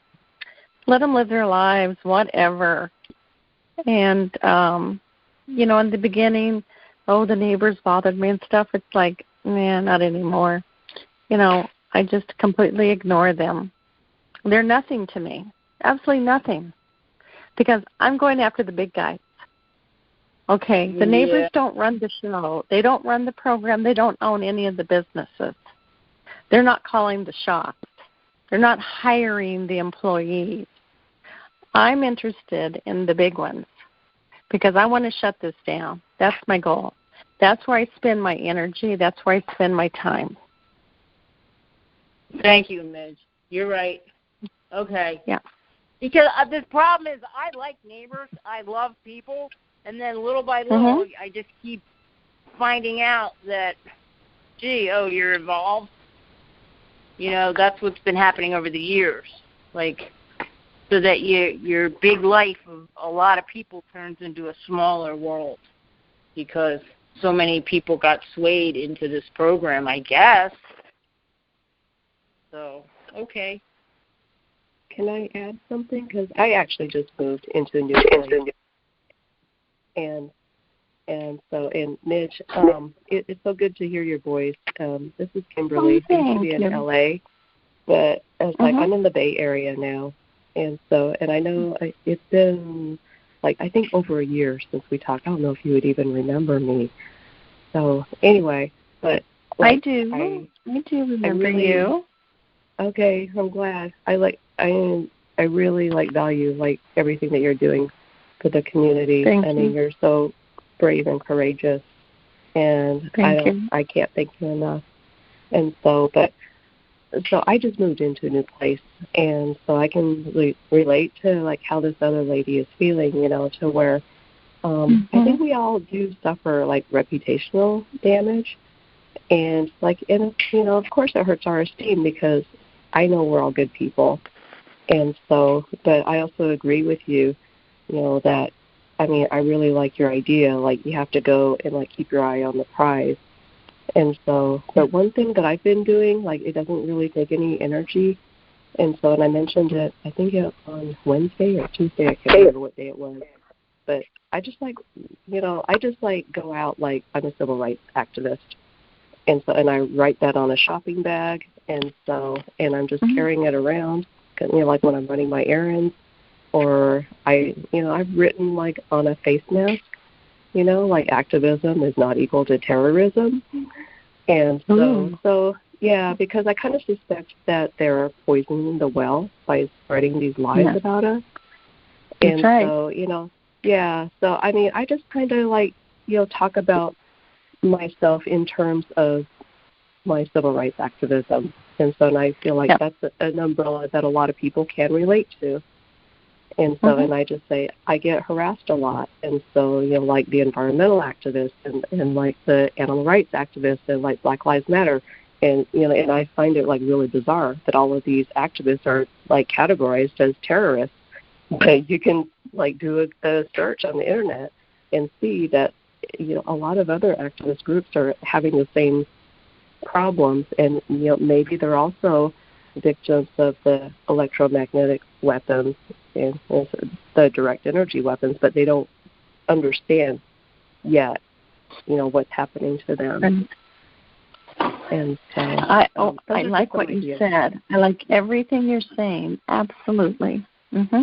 Definitely, that's coming. Yeah, that's great. Yeah. That's just my idea. Yeah. Well, people understand. You have to talk in a language that people understand. So you say, I'm a civil rights activist. People get that, right? Yeah, absolutely. Or you say, I'm a whistleblower. I'm receiving whistleblower retaliation. A lot of people understand what that means. So that's kind of what I do, too. I don't necessarily go into a place right away if I'm not known and say, oh, I'm a targeted individual. And I start talking about, oh, I've been implanted. Oh, gosh, that's the last thing I say. No, they want to relate. Or I say, I help people who are being human trafficked, and we are being human trafficked, and people are really on that subject. And so they understand that. Or I'm a survivor of domestic violence, because this is domestic violence. And so we are all survivors. We're all going to get across that finish line together. So these are, I love everything you said. It's absolutely correct. Yeah, it's a good way to be. And there's great examples of what we all can do. Write it down on something. Put it on a face mask. You can, like I said, make up little business cards. Just don't put too much on there, because people don't take the time to read it. Just be very specific and short. Yeah, I liked what you said about the business card. Just hand it to them, and just like Ella was saying, hand them a flyer. You don't even have to say anything. And so, just put on their civil rights activist. Yeah, and then, or whatever, and have them go put different websites on there, and whatever the case may be, or Google this, whatever. But those work. It's very simple. It's easy to do. Okay. Hey guys. Hi. Hold on 1 second. I just put in the newsletter a guy I've been following about the second stimulus check. He doesn't lie. He doesn't make up things to try and get more views. He's got the straight knowledge of the stimulus checks. So I put that in the newsletter as well. I just wanted, because someone asked. Go ahead. Shoot, and I have a little background noise now, but I just wanted to say, can you guys hear me? Yeah, loud and clear. Okay, yeah, cool. I just wanted to say, yes, I agree with that so much that, what you all were saying, but when you talk to somebody about this that's not aware, like a lay person, or that somebody that's not aware of targeting, you'd have to, know them, or at least know what they care about. And so I've had luck with the cards. I've had a lot of luck with the cards. And in fact, I've had places that'll put them in there, when they have little cards displays, they'll actually put them up in their display. So I've had good luck with that. And I listen to TIs that are old school, that have been in this program for a long time, because I figure they've made it this far. So I listened to Midge's suggestions. I listened to Luda's suggestions, and I listened to Linda Costanza and Melinda. They both, just try to, but when you're talking to somebody about this, what do they care about? My friend cared about animals, and she's on Facebook all the time, so I told her about targeted pets on Facebook. I did have good luck with her coming around and asking questions about it afterwards. So I think this is our year. This is our year to speak about this, be able to speak about it clearly, and I want to say credibly. I don't think that's a word, though. So I'll work on it myself. But, this is our time, guys. It is our time. You're absolutely right. Because anyone who's speaking truth to power, they are getting targeted. That's a given. I don't care if you're an independent journalist, if you have your own show, you're an activist. There's so many people who are being targeted, may not be exactly as we all are, or they just get a fraction or whatever, but there are people that you would not believe who are being targeted. Catherine Austin Fitts of the Solari Report, she is a target. and I met Catherine a long time ago. She was one of my advisors for Targeted Justice. She has an excellent recent interview that explains everything that's going on in a way that is easy for everyone to understand. Hi, the person you're about to speak with has call captions turned on. They'll see captions of what you say to help them listen along. Okay, that's fine. What was that? Well, that is our friends probably listening in on, and his name is escaping me real quick. We had that cute picture in D.C. Oof. My mind is just blank right now. And I know his name. And so do you, Midge. George. Anyway, welcome, George. Thank you. Thank you. Oh, George. Okay. Yeah. Hi, George. Hey, George. Great. Hi. So, anyhow, I kind of doing an event, Midge. Let me know about that when you guys plan that. I want to be involved in that. Your next event, wherever it's going to be. Yes, absolutely. And it's going to be big, because we're all going to come together and do this. Guess what? We're working. And that's where I met George. I met George in person in D.C. So we had lunch together. So it's good to have you here, George. Can I ask Laura about something she said? Sure. Now, you said that your friend was interested in animals, so you told her about targeted pets. What was your response? She asked questions. Well, she asked questions. She said, is this the organization that you've been volunteering with? And I was like, well, this is a cause. It's, I kind of don't say a group. I said it's a cause. And she said, has this been happening to you? And that's all I got so far. Excellent. That's a wonderful start. Okay, thanks.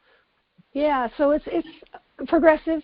I've done this all different ways, when try to wake up a friend, or you shouldn't really try because I never had good luck with that, but just like family, you can't force them to see this. But that's a big awakening for her to then go from targeted pets to, is this what's happening to you? So that's excellent. Yeah. So, we'll see. It's encouraging, but then I try not to get my hopes up. Some friends I've lost just because they don't want to catch this. Some friends don't believe me. So it's, but it is happening. People are starting to see this. I see it on a big level. When I was littler, I never saw anyone, probably a handful of people until the time I was 30 that were like me. And now you see one in every family almost. It just seems like it's rampant.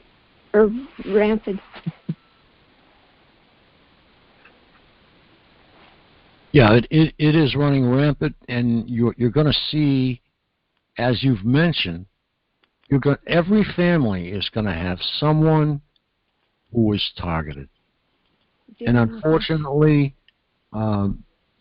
these people are going to have to read the fine print the hard way, and that's too bad for the families. But the target, well, it's the best that could happen.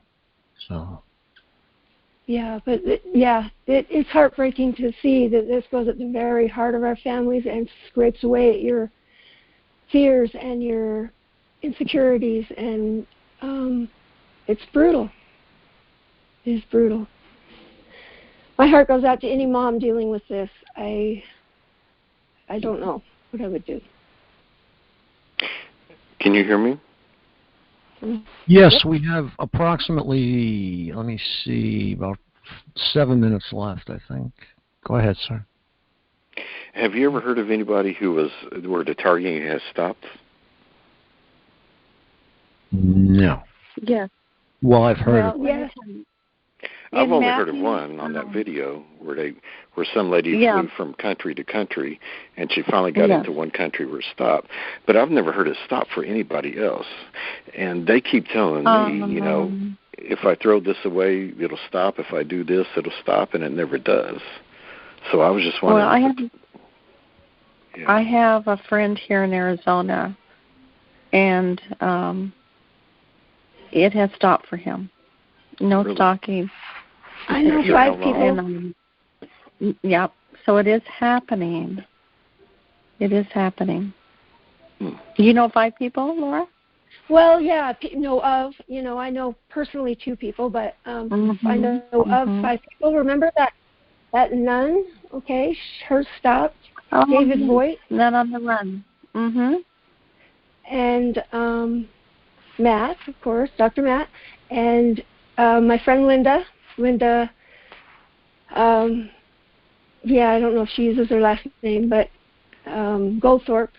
Actually, she does use her last name. She wrote a book. It's really good. It's Madness in Politics. But I repeat myself. It's really good. How many years did it take before it stopped? Let me see. I would say 5. No, she was in it. She was in it longer than that. If you read her book, I think it was either like 5-7 years she went through it. But yeah, her kids are targeted now. But I've looked into all those people. Like what they have in common and what they did, and it's interesting. I mean, I think they're all credible, very outstanding members of society. They all wrote a book. Wait, not all of them wrote a book, but they all keep talking about it even after the fact. That's another one. But other than that, they're from different parts of the world. We all have the same loss in common for sure, but we all have the targeting is so. Well, that's hopeful, at least. I've just heard of people where it's gone on for 15 years. One lady on the video said it was 30 years or 40 years. Yeah. So I was kind of afraid it was never going to stop. Yeah, this is my 40th year. I'm kind of thinking. Wow, really? Yeah, really. Wow, I'm only in around 8 years. That you were Laura, that you were aware of. I mean, a lot of people. No, I didn't. Yeah, exactly. I thought I had a curse on me. I assumed it was a curse. Yeah. Because I too am in the same boat. I've been targeted most of my life, but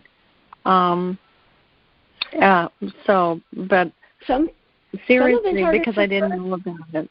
Yeah. Yeah.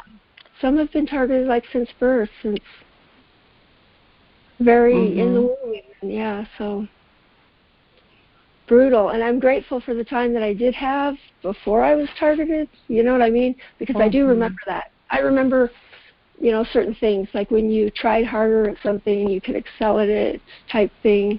It's not so much that, but it's hard to explain. But I do remember this is a mind game, right? So if we don't know we're targeted, then everything is possible.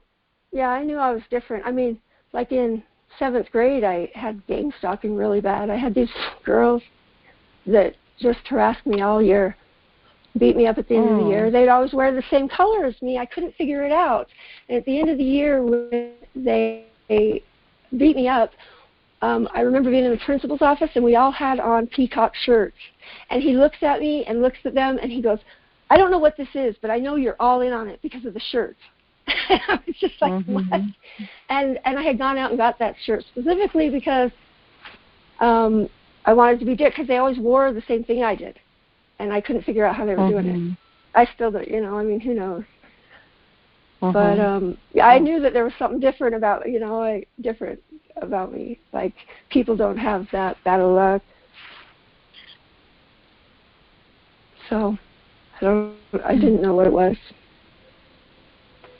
And let me see how I found out was Neil's song, Wave of Darkness, I think it's called. And I remember I was looking for music, and I came across that song, and I just couldn't believe it. That there was, I just couldn't believe it. I was like, wow, this is actually a thing, Well, that's how you found the community? Yep. That's how you discovered it? Oh, wow, that's amazing. Yeah. Huh. Yeah, it took me a long time to process it, too. I didn't speak for a long time. So you were one of the ones that inspired me to speak, Midge, Ella, Frank, a woman here, Linda, a lot of people, because it was scary.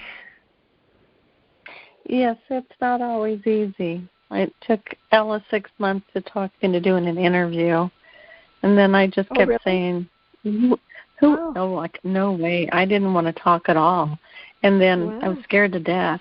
And so it took her 6 months to talk me into it. And then I would say, well, who would want to hear my story?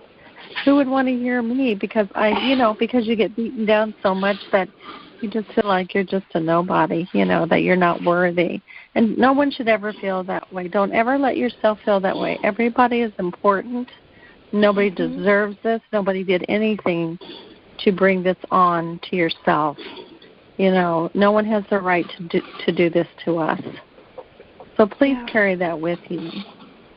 That's interesting that you felt that way, Midge, because I know we all feel that way at some point, but I wouldn't have ever thought that you did. So. Well, because the first thing that we do is we think, we did something wrong. Because how else could this possibly be? I mean, seriously, because that's where your brain goes. You think, because we're good people. I just remember writing a letter to the chief of police where, the latest in 2014 where it started. And I just remember saying, I'm a good Christian. I come from a good family. And I just was writing all this stuff down, trying to convince everybody, that I'm a good person, because I couldn't imagine. Seriously, our nature is, how can this be? I mean, how can this be and nobody helps, right? Because we're not made like this. We don't know about this stuff. So I just remember doing that because natural response for some of us is to think, oh, my gosh, I did something wrong, but what is it kind of thing? Well, we don't do anything wrong. Things are created in order to get that FISA warrant, and I do hold the FISA judges responsible, the Enhanced Advisory Board, and these are the folks that are going along with the surveillance. It's the governors that are signing the executive orders. So this is, it's a whole system, ugly system. Yeah, considering we are... Excuse me, I just relieved the call of 10 anonymouses. I said that December 31st was the last day of Anonymous on here. And I meant it. Good. So that's the way it goes. Oh, that's good. I wanted to remind that this is the second day of the year and the second call of the year. We have to try to figure out a few things. One thing I would like to impose for everyone to keep in mind as far as getting together, helping each other, coming together in groups. We all very well know what they can do with us isolated and alone and beat down and worried to death. They know what they can do with us under those circumstances. I would like to find out what they can do when we're grouped up and together and working together and pulling together, because you see, I have been able to stop my targeting at least 3 times for a period of time, and I did this with groups of people to help me maintain certain types of equipment. So it is possible, and if we come together, we can make some changes. If we stay isolated, we're doing exactly what they want us to do. That's right. I would like to ask a question before you close. Sure. What was the number the lady had spoken about earlier tonight, about reporting names? Does anyone have that number? I am not sure. Midge, didn't you mention that name? I did. I mentioned the number. Frank, I sent. Oh, hang on just a second. I'll pull it up. Hang on. Okay. All right. Let me go back to you real quick. Since it's hi, everybody. This is Deb from St. Louis. Hi, Deb.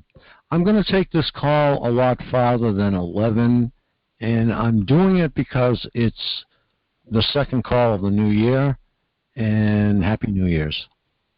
Happy New Year. Okay, can I finish up with that gentleman? Here's the phone number. Sure. It's Hugh. It's 1-855-484-2846. That's the National Center for Victims of Crime hotline. If we all call, first of all, we have every right, and they're asking for us to call. So let's do it. How would I get a copy of the report? Frank, are you going to put it in your newsletter? Sure. Okay, look at it right now. I'm sorry, the number again, too? It's 1-855-484-2846. It's from the White House. It just came out yesterday. I didn't get that, Midge, unless it's in updates or something. Let me check. Sorry, my jaw is hurting. It's 855. Oh, you didn't get the whole thing? I sent it to you in your text. Oh, text. Okay, well, I'll send it to my computer. Hold on. Okay, did everybody get the number? Thank you. Yes. Oh, you betcha. Can you please repeat that? Thank you. Mm-hmm. I may be moving out of grandeur on this, but I wrote a letter very personally to Donald Trump about over 2 weeks ago. And I would just like to think that, and I said that I hope that this one will stand out amongst the many that you received. So, and I prayed and prayed and prayed over that letter. And I'd just like to think that maybe one of my letters was read, too. Oh, I want to interrupt just for 1 second. Michelle, who was in D.C., is in serious trouble with the law. So I don't know if we can help her, but she is in deep trouble. Who is that? Nashe. Oh. We have a snorer. Oh, that's too bad. So, well, depends on what it is. Well, she's in trouble with various drug charges. She's in trouble with DUIs. She's in trouble with, I don't know, I can't think of anything else to add to it. She's in trouble with pot, and they haven't legalized it yet, and I told her that they're not going to, just because it's legalized, you did your crime when it wasn't legalized. And I said, no more anonymous. I meant it. Mm-hmm. Oh, I see. Okay. Yeah, so she's in trouble, and I feel really bad for her, and I wish there was something we could do. But she's supposed to get back with me today, and I didn't hear from her. And I'm really worried about Lori from Maine. And anyone who knows how to contact her, please contact her. Because I've tried every way I know. Have you asked Kate Ryan about that? I will ask Kate Ryan, yeah. And I got in trouble. I got in touch with Allison Island today. She texted me back, and she has a new group that we can actually meet in Boston. And she's gonna get back with me because she's doing family and stuff. So. Oh, that Allison, good for her. Yeah, she's a hard worker. Boy, she puts things together. Yes, she is a hard worker. Well, I will say one thing straight up: women seem to be better organizers than men. I mean, when you go on a trip, they have everything all together, and they just tell you what to do, and it all works out. But I mean, that's funny. You do organize. You're fantastic organizers. And we can multitask, and that says a lot. I mean, most of us can. We can go in, 5 different directions at the same time. And it proves to be, something so positive that we're able to do that. Yeah, women are more social. But,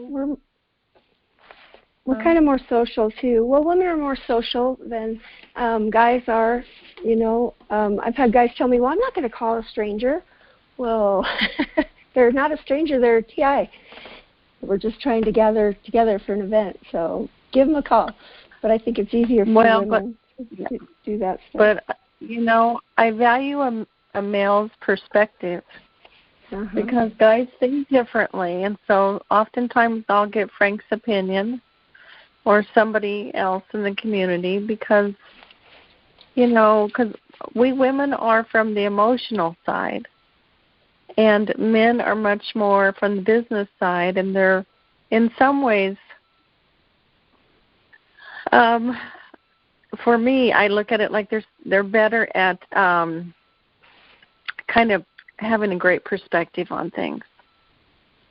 So, yeah. I mean, that's why we complement each other so well.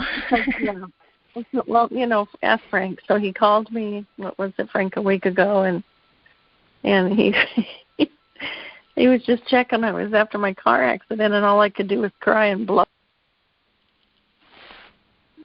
But I like that, just checking. That's what we need to do. Just check. Just check.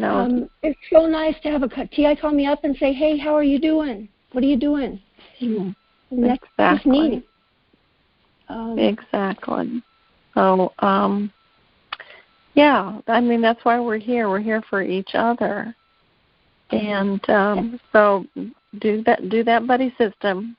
It's so important to do that. The only reason I'm still surviving. It goes both ways. Yeah, Laura, I'm sorry. Go ahead. Am I cutting out? I was just going to say, it's the only reason I've survived is because of others. And I don't know what I would do,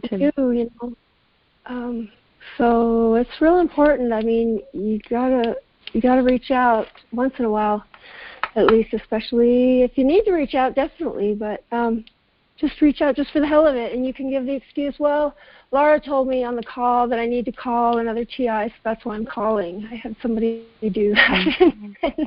You can spark up a conversation. Yeah. I just do a simple text. Are you okay? Do you need to talk? Yeah. Is there something going on? And this is what I say, too, because there's no emotion inflected in texting and emails. So, we all get sideways. Things happen. We get in a bad mood. We go through, really horrible things. So, things happen, and we sometimes don't understand the other person and where they're coming from. So pick up the phone and say, are we okay? Can we talk about this? Whatever the case may be, just don't let it fester. But sometimes there's nothing, and we just think there is. So don't let that happen. True. That is so true. And I don't know, I stay away from texts myself, so people that text me, I don't respond. I usually just call them. But, because I know so many relationships that have ended because of a misunderstood text or something. I've heard that so many times. So I preempted that, nipped it in the bud, and I don't text. But reaching out is important, and I know people don't want to do it. I mean, but it will make you feel better. Well, and the only hope I've ever found is with other TIs. Yeah. In this. Yep. So far. Well, if you want to have friends, you have to be a friend, and that's a given. Mm-hmm. So it is a two-way street. Yeah. Yeah, it is a two-way street. It's a full-time job for sure. It's worth it, I think. So, Just give people a chance. You know. Okay, I just wanted to let you know that the conference will stay open. I don't know whether I got that message across or not, but I'm leaving it open, probably till 1 o'clock. So I see people leaving because this call usually ends. I don't expect Midge to stay here because she's in tough shape. Mm-hmm. But I'm going to keep it open because it's the second call of the year, and I think it's important. Yeah, I just don't. I would stay on. I just can't keep moving my jaw. That's all. Otherwise, I would stay on. So I'm going to sign off for now. It's good to hear you all. Happy New Year. This is our year, 2021. My love to everyone. Okay, take care. Bye-bye. Oh, you little blonde. Bye-bye. Bye. Bye. Call me. Bye. Okay. Hey, can anyone hear me? Yes, sir. Yep. You're coming up as ever. Oh, okay. Yeah, I before I kept getting as soon as I'd start to talk, it would mute me, and I had to rejoin. My name's Rob. I've been on this call a few times, going back about a month. I first noticed, mine's quite a doozy, and I first noticed all this. It was actually on Inauguration Day in 2017, January 20th. I'm up in the Northwest, and I work in technology, IT. I worked at Microsoft, various other companies, and I noticed the computer. I noticed that one of my cameras on my laptop was sending a stream out to the internet, and it just kind of went crazy from there. It had to do with a girl I was seeing. She was a horrible person. She was using me. She tried to get drugs back in my life and all this other stuff. But originally, from then until about, I think, mid to late August of this year, I thought this was just some bored teenagers or a zealots of some sort, like a cult or something. I'd heard of gang stalking, but it was such a far leap for me at the time because I saw the hacking and whatnot. I didn't really see any of the other stuff around me until later.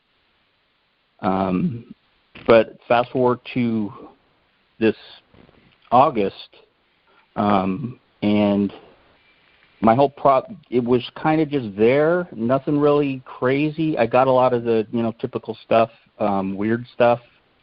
I found they'd always take like shampoo and body wash, pour it into a towel, and then put the towel in random spots around my house. And just weird things like that. I thought it was kind of funny. I'm like, okay. So I was like, challenge accepted. And then it just got more invasive, where they would just do something nonsensical to make my life difficult. And it kind of got where I'd just yell at them in my house. And I've had them like pop up a YouTube video on my phone as an answer. Because I'm asking them over and over and over, why? What's the end game? What's the purpose of this? I'm home 90% of the time. I'm a boring person. I'm not like a socialite. I'm not like an activist. I'm not politics. I'm not big online. Right now I'm not even on Facebook. But basically, I said I didn't like the idea that they were there because I would check every so often over the years. And they were always there, and every time I noticed them, they would do something to make sure I knew that they were there. And that's when I started noticing that I live in a single-story apartment in a kind of a cottage off to the side. I have one adjacent apartment next to me, and then there's 5 other apartments. But I have crawl space above me, and I thought nothing below me. So basically, I got fed up, and I probably made the biggest mistake of my life, and I said, it's on. You're going to have to kill me because I am going to, I don't know who you are, but I'm not going to let you just sit there and just I don't like the fact that they would not leave me alone. I did not know what they were, and then not 2 days later, I found out in a very, very bad, it just shocked me to the core. So what happened was I was sitting at home, and I had noticed that back in June, I knew who it was like with the neighbors, right? I still didn't think it was some big like organized thing. I just thought it was a local thing. I did not look up gang stalking. I'd heard about it in the very, very beginning, and I'm like, no. You know, energy weapons? What? No, come on. Why would they waste money on me? So I just completely threw it out of my mind, did not look it up. I didn't want to just get my mind in that spot just because I think I just wanted to kind of protect my mind and just keep it in a place I can manage. And I had noticed some weird thing. I'd noticed just odd vibrations and sounds coming from up above my crawl space, like people walking, and I'd hear stuff going down the walls. And that's when I just started getting like, wait a minute, they're up there? I called the police, and I'm like, you guys are up there. I just heard you. The police are coming. Game over. Police show up. In fact, this was July 4th of last year. And the police come, and as soon as they walk up, they look at me, or I say, hey, there's someone in my crawl space. I don't know who. And he's like, okay. There's no one in your crawl space. No one's up there. And I'm like, what? No, I hear them. Like, no one's up there. What are you taking? I'm like, nothing. I'm freaked out right now. What are you talking about? And he's like, look, no one's up there. You need to just calm down.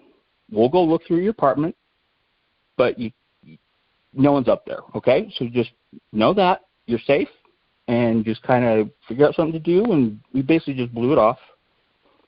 And then I was like, what? And then like a few days later, it got more aggressive up there. I mean, they were like, at 12 o'clock, I'd be sitting here, and I'd hear a loud bang above the window.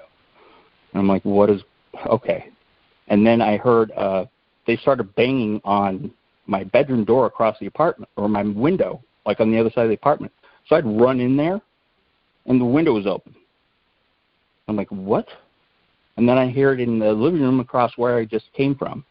And then I run into here, and it's the same thing. And it became this thing where I'm like running back and forth. And I stop, and I'm like, okay, I'm calling the police now because this is ridiculous. I call the police. They show up an hour and a half later, annoyed. They look so annoyed. And he goes, it's the same cop, and he goes, look, I don't want to hear it. I don't want to hear it. If you call us again and you don't have them right in front of me, I'm going to take you and section whatever me.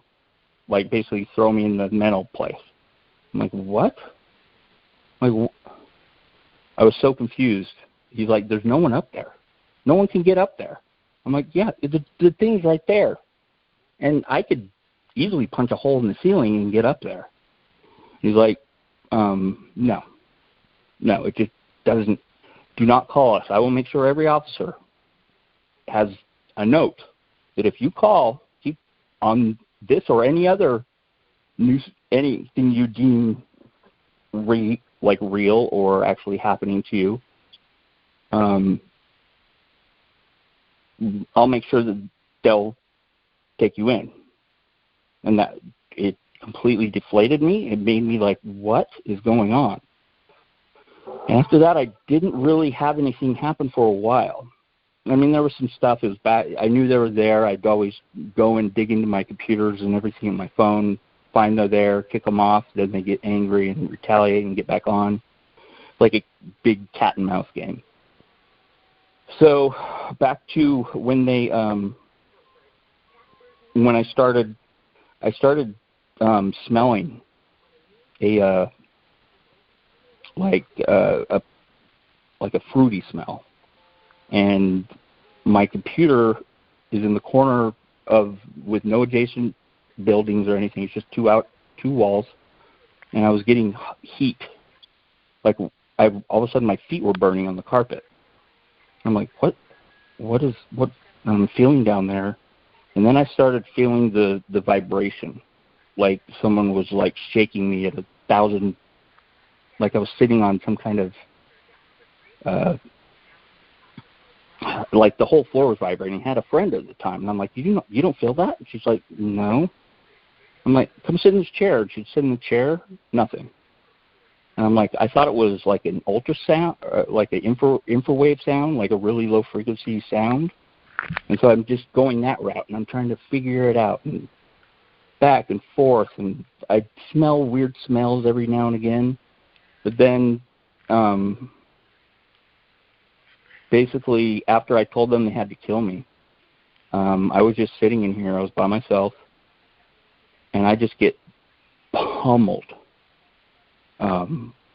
with I didn't know what.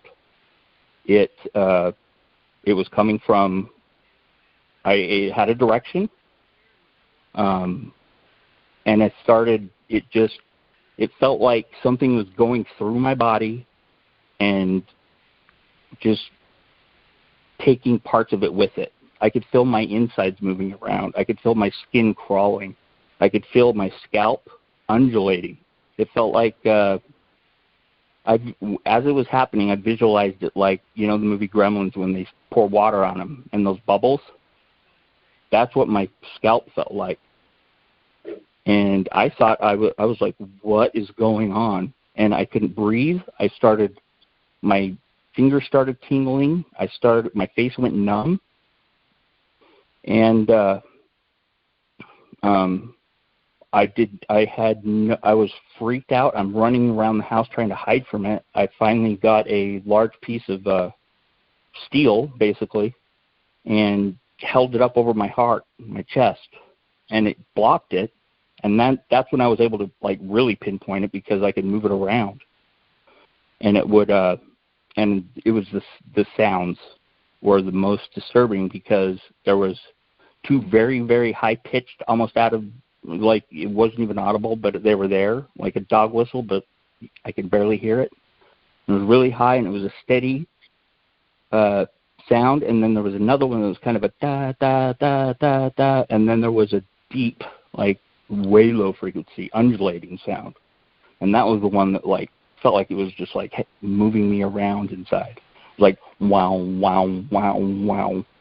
And it would get long and slow, and then short and fast, and it would kind of move around in that frequency.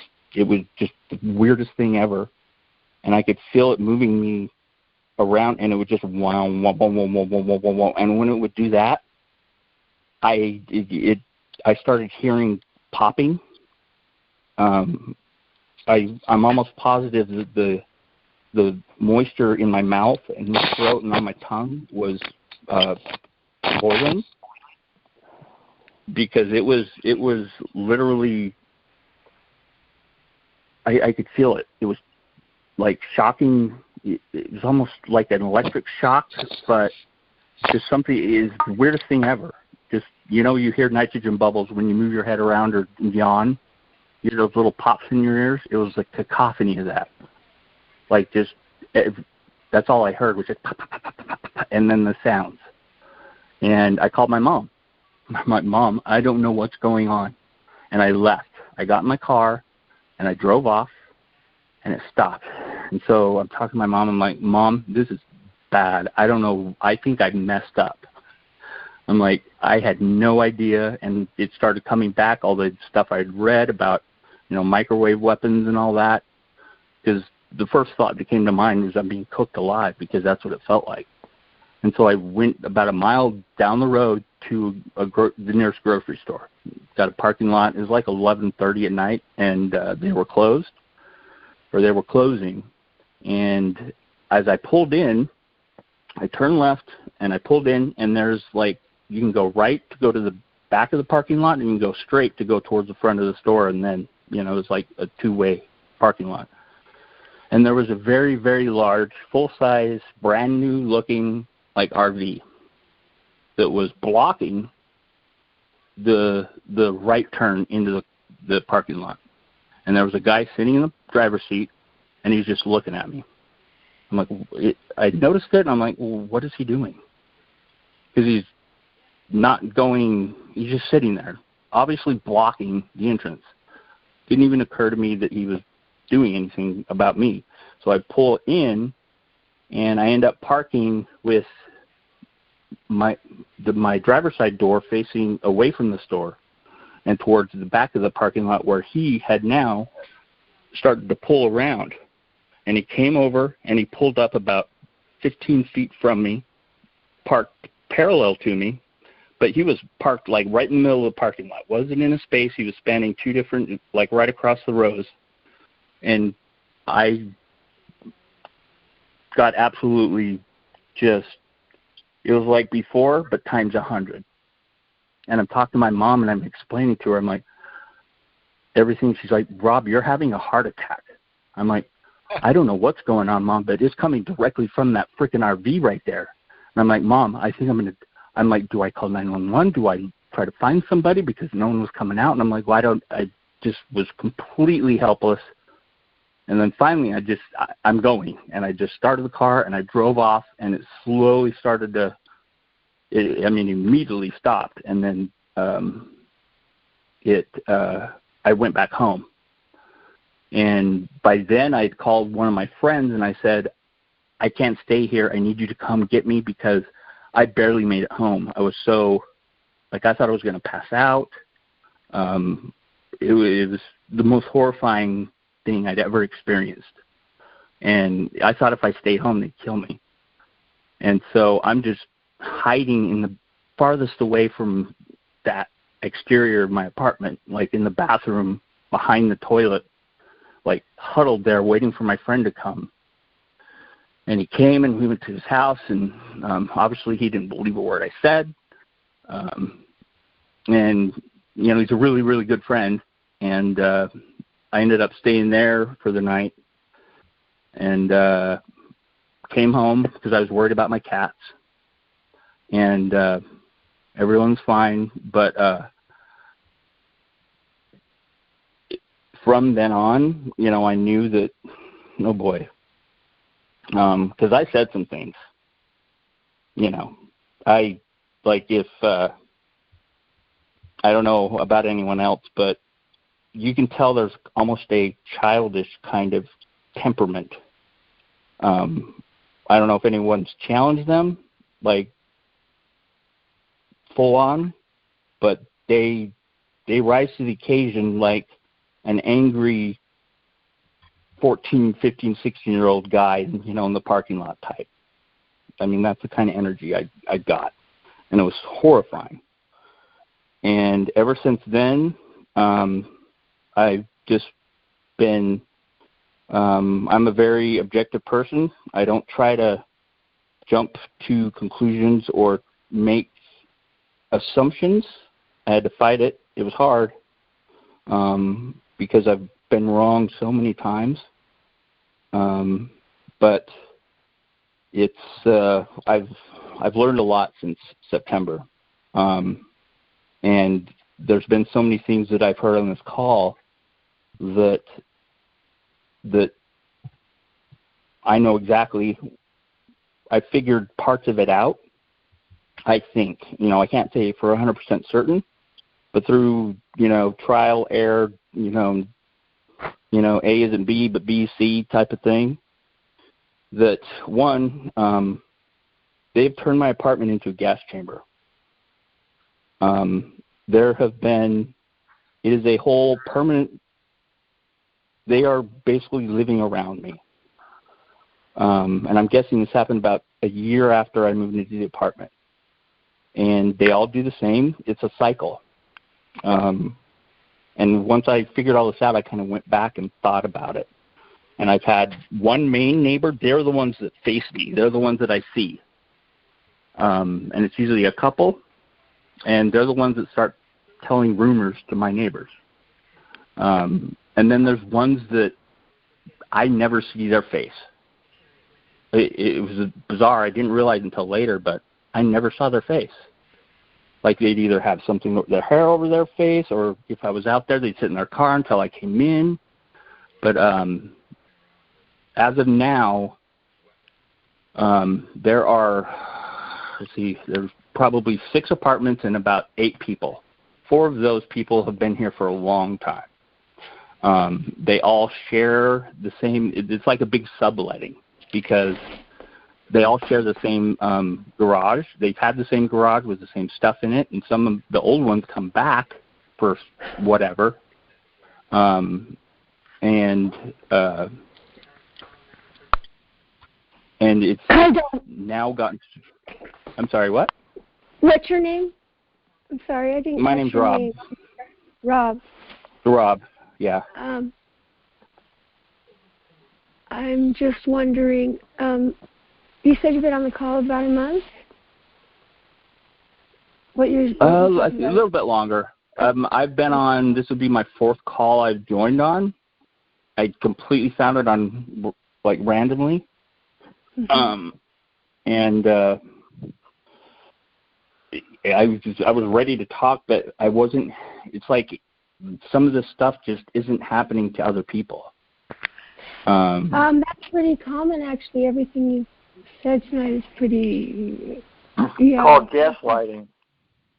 Yeah. Yeah, I would suggest. Well, I know the gaslighting. It was more the I've been on the phone just the other night, and I mean right now there's gas coming up out of the carpet, and I can take a torch lighter and put it on the carpet, and it ignites the air. I can feel it. I can. The biggest thing, and I would love other people to try this, but people will say like the bed. I found 3 different substances that seem to be catalysts for the weapons. That there's one that's for your skin, it sits on the surface. Mm-hmm. Then there's one that's kind of both internal and external. I'd like and then there's that, and I've heard a lot of people talk about it. It's kind of a sticky that they put on things you touch a lot, like the fridge, the doorknobs, your phone. Medicine, something that you touch and they know you're going to touch. And the steering wheel and the knobs in the car. Are you aware of the chemical composition of these?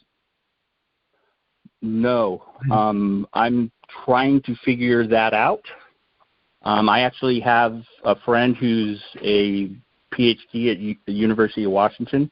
I'm in the Seattle area, and he has the ability, and there's a lot of biotech companies up here. I'm trying to figure out the best way to figure it out, but this all came to light when I bought a ultraviolet flashlight, not a black light.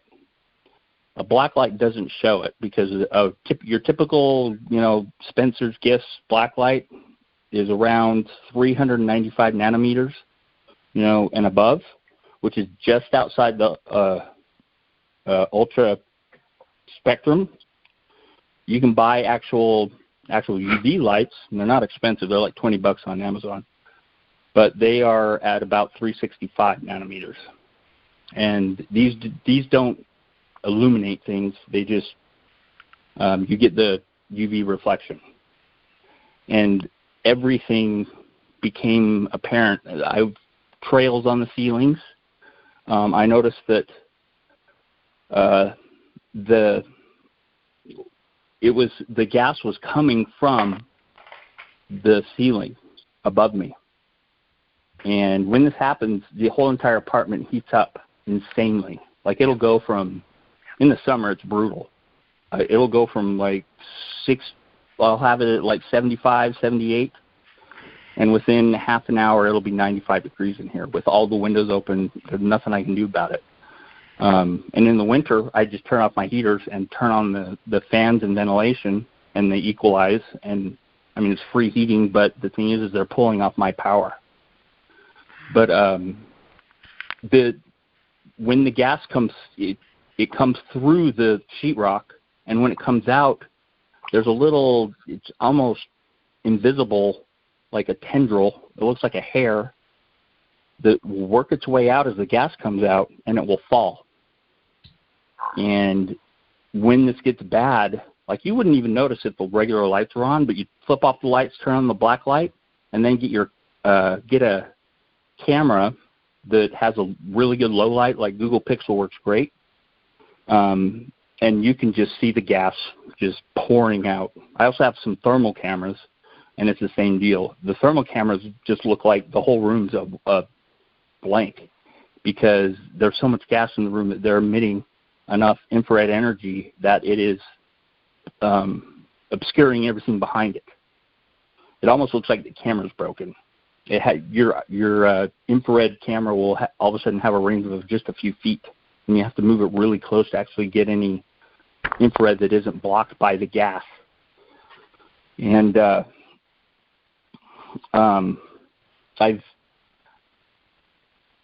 now whenever they're about to blast me, there's a ramp up. There's a cycle. First I get the gas, and it's gradual. In my room, it comes. It's actually in the walls, and it comes either below the floorboards, or the biggest thing is the door frames. Every single door frame in this apartment has been had work done to it. I've had so many. There were times over the years where I'd come home and I'd smell paint and plaster. Be like, what's the neighbors must be doing something. But now when I go back and look, I can see where it's been repainted and not surfaced very well and not painted very well, and it's crappy sheetrock. And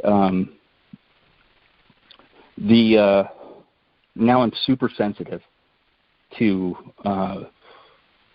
whatever it is. The big one is there's one that it emits some type of, I don't know whether it's radiation. In fact, it has to be radiation, some type. I just don't know what. Because if something has been dosed heavily, like whether it's shampoo or a drink or my cat's cat food or my cat, I can't hold them for very long. And I can feel whatever it is coming off of it from a distance. And it's debilitating. It causes pain. My skin will burn. And I'll get cramps and just shooting pain in my arms and muscles, and I just can't be by it. And everything that does that has heavy concentrations of one of these, either the one from the ceiling, and I'm thinking there's a mixture, or they're the same thing in two different forms, because what else is happening is I found that they were putting a granular form of this. It's kind of gooey, and they're putting it in the bleach dispenser in my washing machine, because I'm a single guy. Don't even know what that's for. Can we get some other people to comment on this and, get in there with you? Yeah, please. Yeah, that's what I thought. Because we have it's not a rule, but it's a rule.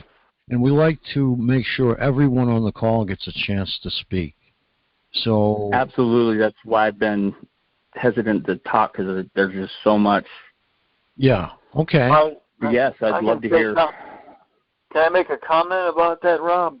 You sure can. Yeah. And it just comes from my own opinion about what these people are doing and what's behind this. And I think that they're actually being guided by demonic spirits.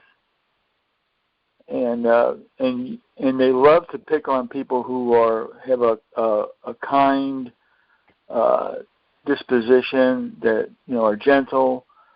They like to get the best of people like that. That's just the way they are. They're honoring. So if you can understand that about them, you can begin to defend yourself a little better. Yeah, that's probably the biggest. All my friends are. I've never hurt anyone. I've never wished bad things on anyone. Even people who make the biggest mistake you could. Mm-hmm. I don't think we are to judge anyone, and I don't think that. I think people that like to whatever that, and I just think I fit a profile. I'm single. I've never been married. I don't have any kids. I'm 45 years old. I'm a loner, kind of, just keeping myself. I have friends and stuff, but I play computer games more than anything. And it's no one's. I've lost friends. No one believes me. No one except my mother, because she's been on the phone with me. But yeah. Oh, you give her a hug for me. I like that. That's nice. It is. Well, Rob, this is Deb in St. Louis. I think that we are chosen for the reasons that that gentleman said, is that they, because it is evil in its core, what they're doing and who they are, they choose people who are kind and compassionate, because they don't want that to interfere with what they're doing. I don't know what their overall goal is. They don't want their own kind coming back at them. Yeah. Mm-hmm. Well, see, it's sort of like what Danette D'Souza says. Because we're nice guys, they think they're going to get away with it. Yeah. The hubris is what bothers me the most. It's just, I have so much footage of the gas of. In fact, I even got a picture of them. What looked to me, and I only know from high school and History Channel, what looked like gas dispensers, gas foggers. They're basically aluminum, kind of flat, long containers with kind of a spout at the end with a nozzle that you light. And the only reason I know that is because when they destroyed a bunch of VX gas in World War II, I just remember this picture of a bunch of those lined up in a pit where they burned them or buried them. And I was like, keep track of your evidence. And I took a picture. The thing is, though, that goes into the hacking part of it. They just either delete them, edit them, because once I became aware of them on, electronically, they didn't try to hide it. And I'm in a constant fight with them. And I found that on my first phone, they had actually opened it up and put basically their own chip in there that allowed them to communicate with the phone. They don't need to open it up. They can do that without even touching it. Well, yeah. Well, kind of. So, real quick, I have a buddy. He's a very high up in cybersecurity for one of the biggest companies in the world. He was a good friend of mine, and he just kind of dismissed all this, and he would take me over there. He was the one I went to that night. And, he got hacked as well. They spread from me into him. Well, I don't work in security. I work in, other stuff. But he's almost got everything mapped out. He knows he knows the command and control, how they spread, how they get persistence, basically how they keep themselves on your device no matter what. Their infiltration into Microsoft, into Google, into Apple, into all of basically any type of online identity service out there. They just use a lot of known methods. I mean, what they're doing a lot of it isn't really sneaky. They just know the ecosystem so well, they're able to just wedge themselves into it. Like, for instance, when you log into your phone with your Google account, they're part of that. Your Microsoft account, they're part of that. Apple, they're part of that. So when you restore your account back onto that device, they're right back on it. And it's impossible at that point to get rid of them without, basically getting a new device.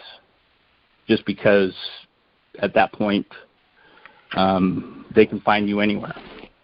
Shit, if I could just get a new device, I'm set. Yeah, just buy a new phone every. But yeah, they awesome. I suggest all that. I would suggest the same, Nucci. I always listen to somebody else's story before telling your own. And, but yeah, they ever heard of intercept V2K? hardware and replace it. I'm not getting any V2K at all. I'm not getting any V2K, or I'm being manipulated, like psychologically, kind of like a Pavlovian type thing, where, and I think this has been going on when I think about it for a long time, that they've conditioned me to basically, it's almost a panic response for the most randomest things. And as this has gone by, especially during the pandemic, we went on lockdown on March 6th, and it just kicked into high gear right then. And it's been massive craziness since then. And then this latest stint, and the reason why I called is because I took the last 2 weeks off, and I'm going back on Monday. But I have air measurements of CO2 levels, which are a byproduct of burning things, and I don't have any natural gas, anything. I'm all electric. And so in temperature, humidity, and you can see it ramp up. And I can see exactly when they start everything up, and but they don't let me sleep. I have to wash everything all the time because they actually come in and take whatever material that is, and they inject it into my mattress. They've injected it into my chair, my couch, the cat's bed. My cat had a seizure the other day, and it horrified me. And because I don't know about anyone else, but like when it can sit in there, but then they point whatever weapon they have at the couch, and the couch will react to it and emit bad energy. Like if I'm sitting on the couch, I will be unable to move, and my joints will hurt, and I will just feel it, and my muscles will sore. Over time, they atrophy, and my cats are not doing well. I have all kinds of metal plates and Faraday fabric and silver fabric and everything. I don't use it. I get it for them, and they just sit in there all day. But I can feel, like I can feel it. It almost feels like something's rumbling within the couch. And I found that this, whatever material it is, they just inject it into whatever it is that they don't want you to use. And all you got to do is just hit it at whatever, and it disguises the angle too. That was the biggest thing that threw me, because they can hit it from wherever, and it will hit that and then bounce back. Of course, they can, if it's in you, they just hit you and, you're hurting. But having it come from the couch is a lot more benign. It's not as direct, and sometimes you don't even notice it. And I can be sitting right next to someone, and I can be just absolutely tortured But if other people could buy these ultraviolet lights and just check around, it's a big giveaway for me because I can tell where they're going and where I can't sit and what I have to throw away. Hey, Rob. I appreciate, this is Kim from the Bay Area, and so I really appreciate you sharing your story because I had a question, and I think you partially answered it. And so because I just moved into a new place only a few weeks ago, and I would have liked to have thought that when I moved into my room, I'm renting a room in a shared apartment, and I would have liked to think that when I moved into this room, I would have noticed like a bunch of holes that had been plastered over in my wall, like right above my headboard. I mean, a lot of them. And it's pretty obvious that they're there. And so because the paint, it doesn't match the paint color. And there are a couple on the wall, that's alongside the mattress. And so I think I've been getting some clarity about what's happening. And so because when I go to sleep, like I do feel like, I guess like some kind of vibration. And so, yeah, and I feel like really hot sometimes, like the last few days. That heat emanates from it. Yeah. I've got thermal pictures of that as well. Thermal cameras will be very wary of thermal cameras because they can't do anything with that. You're going to see it. So my thermal camera just got thrown in the washer yesterday or 2 days ago, and it's been bananas. And so I had to order another one. Yeah. And so I'm a cybersecurity student, and actually, like, incidentally, I spent all day yesterday, like, rebuilding a Windows machine and configuring it to try to harden it up. And, of course, like, when I tried to fire it up today, like, it won't boot at all. And so, anyway, Yeah, look up Cobalt Strike. That's their that's their main framework that they're using, Cobalt Strike. And then they use a bunch of other stuff. The phone stuff is different, though. We haven't really gotten to that yet. Okay. But the cool thing is they did this on my work computer, and I work for a very big company. So. Okay. And so, well, one of the things I was thinking about as far as like trying to, I guess, maintain a more stable computing environment is a managed switch, perhaps. And I've heard a lot of good things about Cube and the Linux distribution. And so, and a lot of the people that I talk to, they're in the activist community, and so they have a lot of the same problems that we do with computers.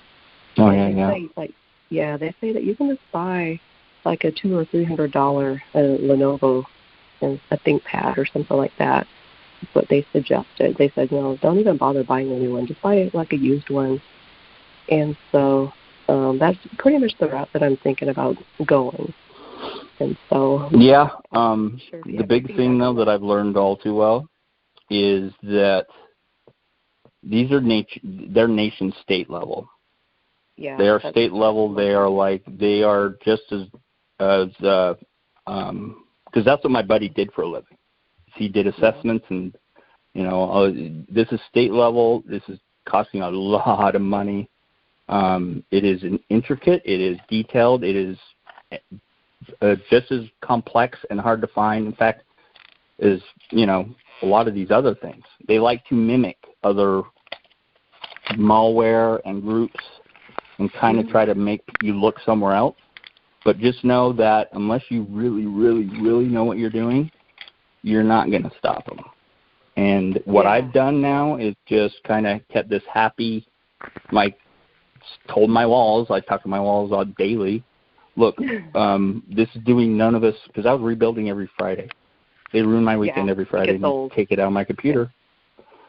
And so I just kind of, I think we have a kind of just like that wasn't doing either one of us any good. I do any banking or anything on my phones. So really I just use my computer for entertainment. That's it. I just watch movies. I don't even watch movies on it. I just play games. That's it. And then my work laptop, I work on that, and anything else I use my phone for. I don't even log into Facebook on my computer. Yeah, my Facebook got taken over like years and years ago, and so yeah, I'm kind of at the same point. I mean, I'm really good at rebuilding, but it gets old. Like rebuilding. Yeah, and the last attack that I had, I was using an unmanaged switch, and they threw out like a gratuitous ARP at me, and I kind of suspected that I was experiencing machine in the middle attacks, and so yeah. But, it's way more sophisticated. I don't have the time and energy to hunt down everything. Basically, the way I've just high level is they're tunneling everything over IPv6, and they're hiding it, and it's basically just forklifted all of Windows and copied their own Windows on top of it. So I'm not running Microsoft Windows right now. Yeah. I'm running their build of Windows that looks exactly and it works great. I mean, I play games. It's just certain Windows features that should be there aren't there or don't work. So, do you get does it help you at all to turn off IPv6? Nope. No. You at any layer 2, 3, 4, 5, doesn't matter. Yeah. You can do it at the router or the switch, because what it does is it disguises itself as IPv4, because there's a translation layer there. That's right. And it goes out. It goes out over DNS. It goes out over port 53 or 5353. Yeah. So I forgot about everything that. on your network says, "Oh, your DNS. Go ahead." Yeah. I also started encrypting my DNS, and so to disguise like what websites I'm visiting. It actually just makes it harder to see what they're doing. Yeah. I've changed a lot of things. I don't care about my passwords anymore. Like I did. I would lock myself out. They would get me going down a password changing chain, and pretty soon I would be caught in a loop, and I'd lock myself out of 4 accounts. Yeah. And then realize I'd been manipulated. And I just gave up. I'm like, okay, you're out of my league by a lot. And so, I kind of heard that a lot of security folks, like when they go to conferences, they just take along a Chromebook because the attack surface is much smaller. And so, not that Chromebooks are secure by any means, but it's just a smaller attack surface. And all my coworkers that go to DEF CON every year, they have a DEF CON laptop. What is a DEF CON laptop? Only goes to DEF CON, has no personal information on it. Oh, yeah. And they actually welcome people to hack them. So that's kind of the fun part of it. Yeah. Can I jump in and ask a quick question? Absolutely. Yeah. Sorry. I'm done. Thank you, Rob. Mm-hmm. Okay, Everett, Washington. I didn't catch your name, so I'm calling you Everett, Washington. Close enough. Okay, that's close enough. I'm Rob. Ross or Rob? Rob. Rob, okay. Yeah, I was targeted sort of close to you up in Vancouver, Canada, a little bit in Seattle, but I lived in Seattle and Vancouver. I lived right on Lake Union in downtown Seattle, and I wasn't targeted there. I was targeted in Vancouver mostly. And your comments about, I'm listening I'm very interested in your observations about outgassing and drywall and black light.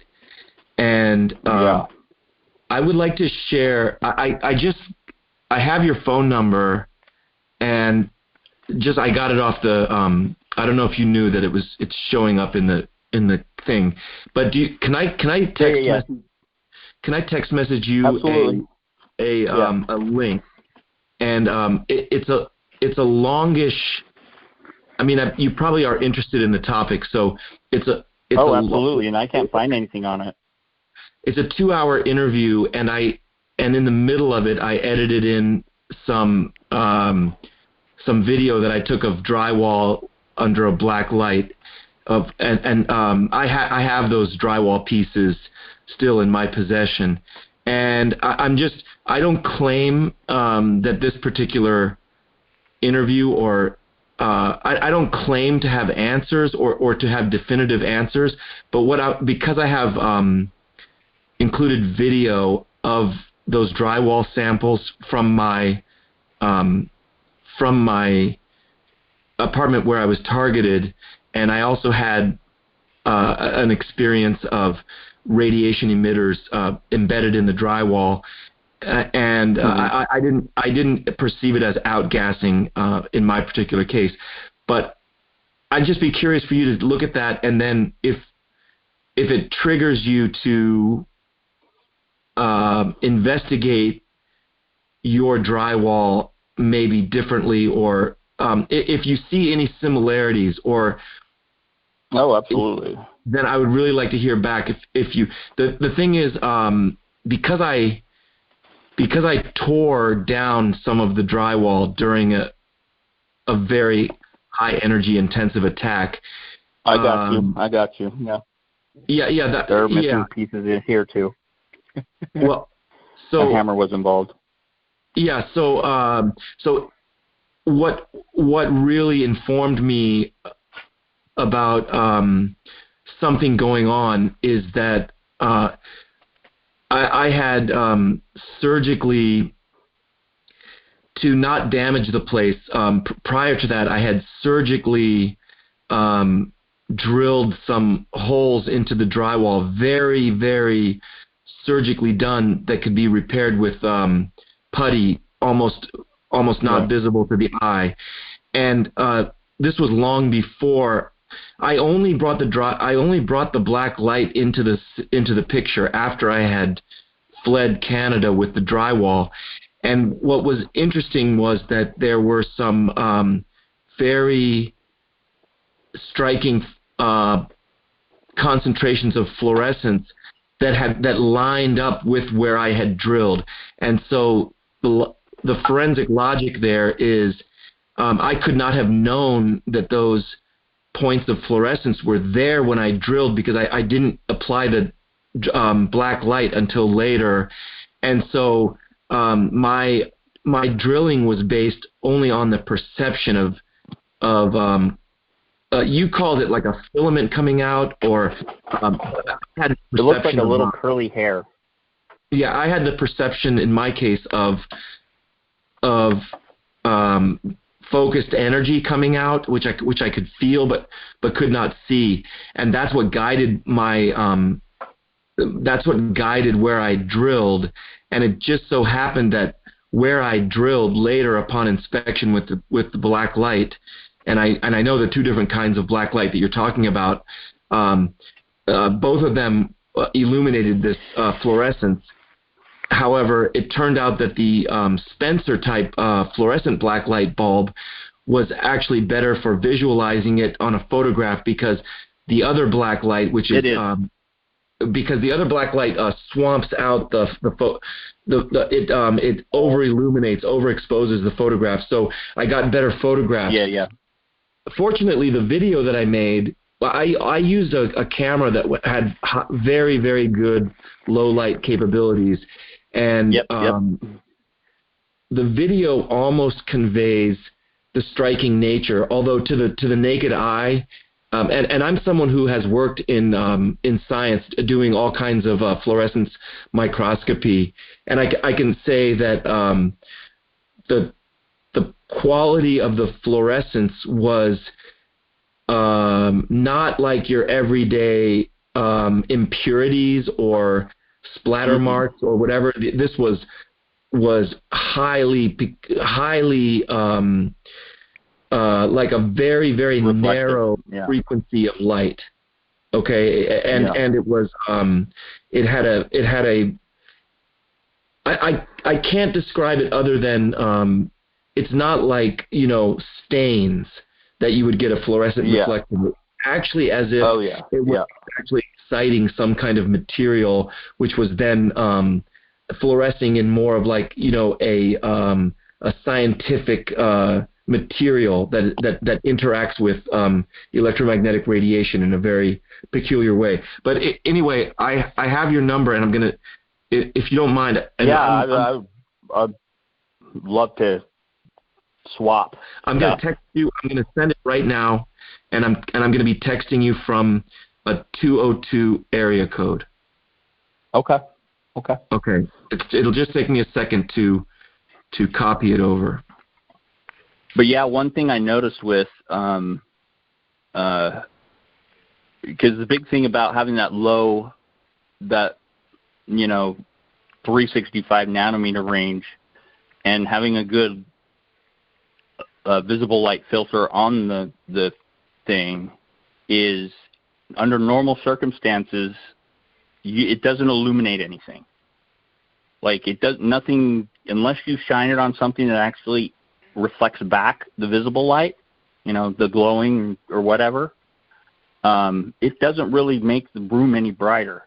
But when I had the room full of gas, it would hit the gas, and the gas would light up, and it would look almost like a normal flashlight with a purple light. And it got so under heavy, when it was thick, you would see the actual, it would react with the UV light, and it would turn orange, and then it would dissipate. And this would only happen when I had it like really bright, because if it started to dim a bit, it didn't work as well, and it was hard to see. And I even found that I couldn't actually get it on camera. I had to actually do a screen recording of the camera, which wouldn't do any filtering or post-processing on the picture. And then I could actually get the raw footage and actually see what was going on. But yeah, so there's the tendrils, which I think are a byproduct of just the permeability of the sheetrock itself, and the gas is being forced through the sheetrock, and that what is left is this tendril that then falls to the ground. And then when they would hit it with whatever energy weapon they're using, it would react massively with that substance and emanate the whatever it is. Because I found, like, if I have to scrub and clean, and I really, soaking in a tub with salt pulls it out of my skin, and I become, because they'll try to hit me with stuff, and I barely feel it, and I ignore them. But if I get dehydrated, or in the summer it's brutal, but if I get dehydrated or I'm not eating good, or like with my laundry, that took a bit. Once I figured that out, and I was able to get it out of my clothes, that was huge. Because I figured out that my clothes were just, riddled with it. And my cat's blankets and stuff. My cats are I still have trouble picking them up sometimes, because just they hurt to hold them. And I'm trying to, I'm more worried about them than I am myself. So and when he had a seizure the other day, I freaked out. So I'm just trying to, I've also taken, there's a natural detox solution. You can buy it on Amazon, come all different brands, but it's a silver, what is it? There's 3 sprays. You spray them in your mouth, and one is a advanced cellular silver and advanced cellular zeolite, and what is that? Glufosamine? I don't know. Something like that. But yeah, and I double those up, And I've even had it where it just almost instantly, like, reduced the reaction inside my body. And it's helped a ton. And drinking lots and lots and lots and lots of water. May I ask a question, sir, about your clothing? Yeah. How did you get it out of your clothing? Because everything, what they haven't stolen, whatever they've left me, which is about 6 suitcases of clothing left, it's all, I can't wear any of it. It's all got, they seem to be able to have access in a very short period of time with some kind of a gas. And if I put it on or touch it, it burns and causes great pain on my skin down to my bones. How did you get it out? I haven't been able to find anything to get it out. How did you get it out? A lot of it is probably going to be where you're located, because the hardness of the water will be a factor in that. If you have hard water, it doesn't work as good. Yeah. Because I think this has got to be some type of heavy metal, just because typically that's what reacts with radiation more, like arsenic. Did your clothing get super cold if you have it in a cold place on the floor or something, or in a cold area, and you touch your clothing? It's all very cold to the touch, and then if you put it in a warm spot, the clothing gets very warm quickly, right? And it almost heats up where it's not natural. Yeah. Oh, yeah. And then when you wear it and they shoot you with the frequencies, you're on fire. I mean, literally, I've been in a bank and went to rip my clothing off. I've thought I was on fire before. Of course. Just sitting on the couch, and I'm like, and it's, about a 2 to 4 to 6 inch circle, and it's usually directed around my kidneys or my liver, or even my leg. And I've actually just jumped and okay, I'm not on fire. I just want to encourage you. But I've done some research lately on the homeostasis of our bodies and your cat's bodies. And your cats are a smaller body being impacted more quickly than you're going to be. But try to start doing things to help yourself, because if this is going to continue in your life for any length of time like it has mine, you could not even be able to work at all. Oh,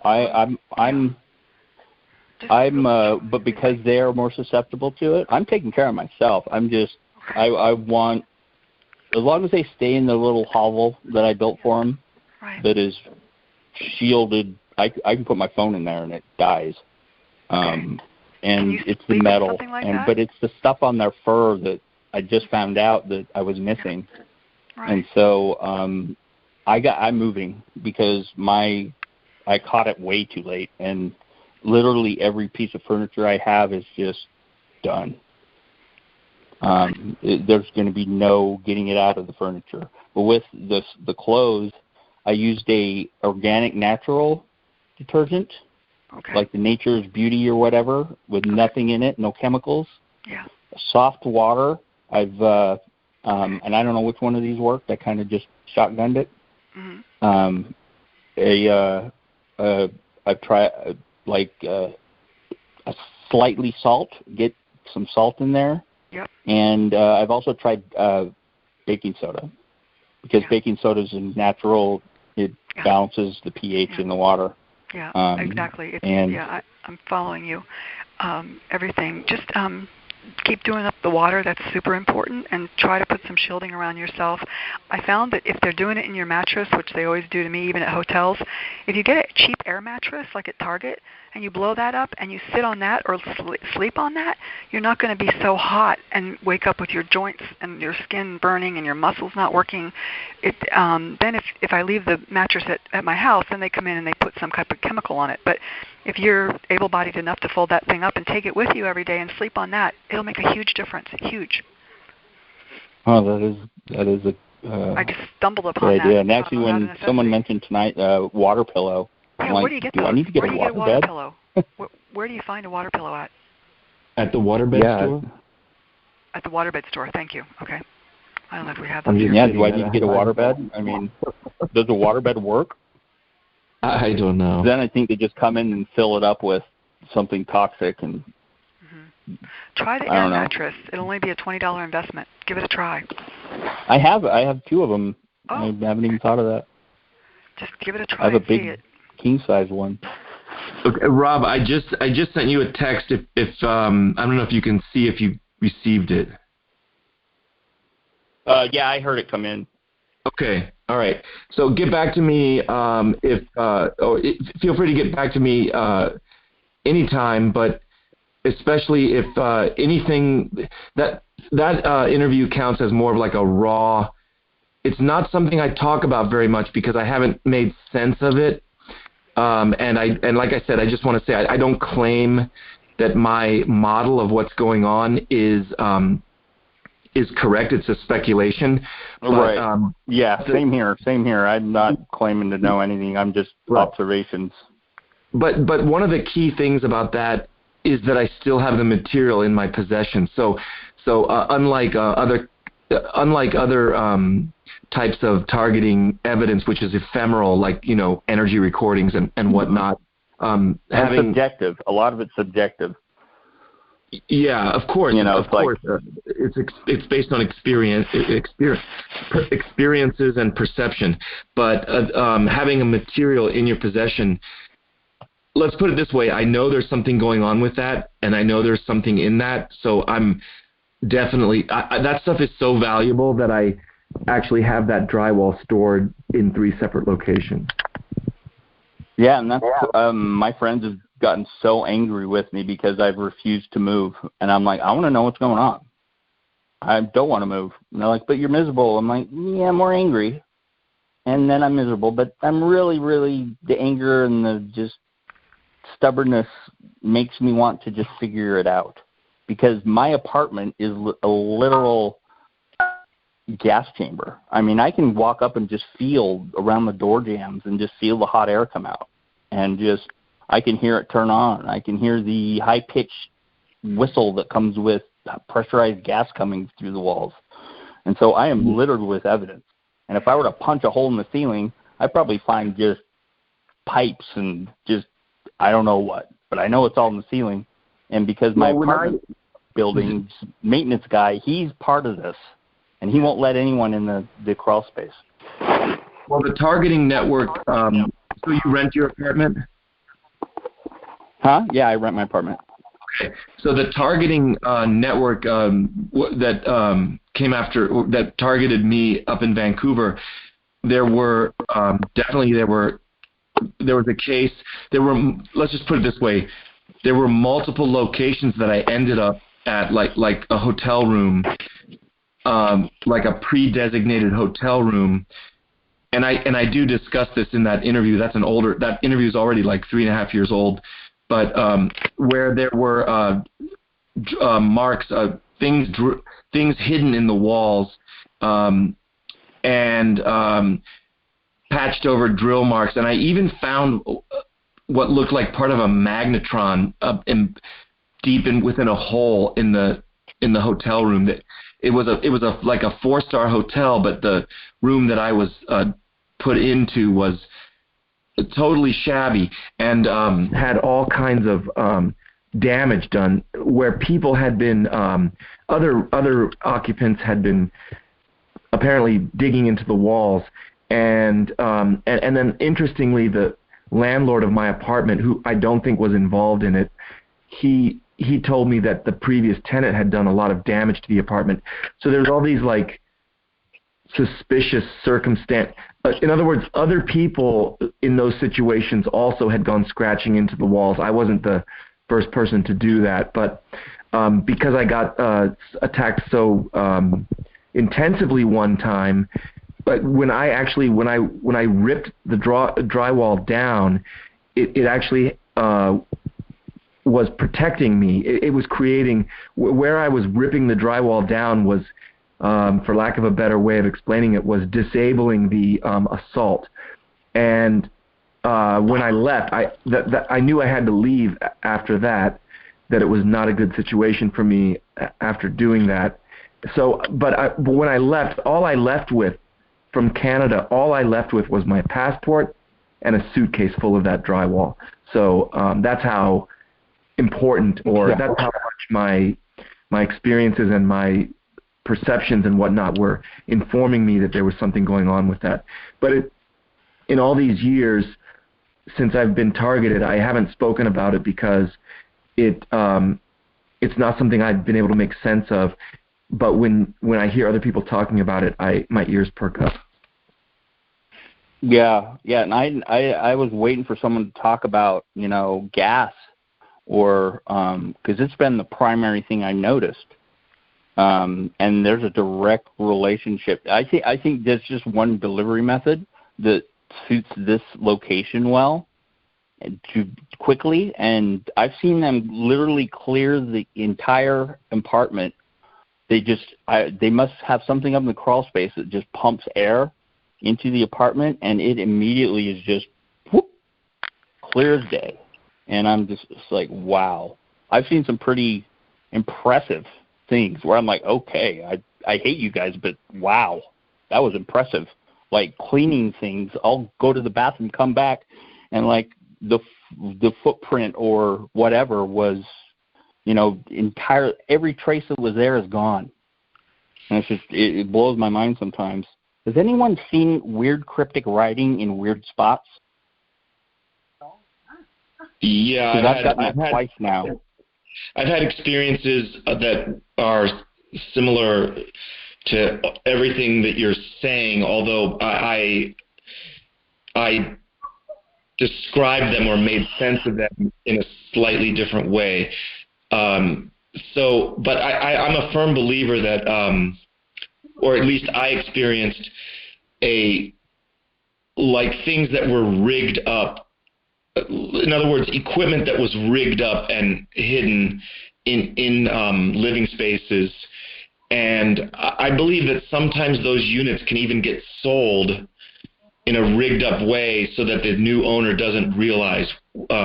So in other words, the landlord, in my case, I don't believe the landlord was involved. I think the landlord actually had lived there himself and was freaked out by it and then decided to turn it into a rental.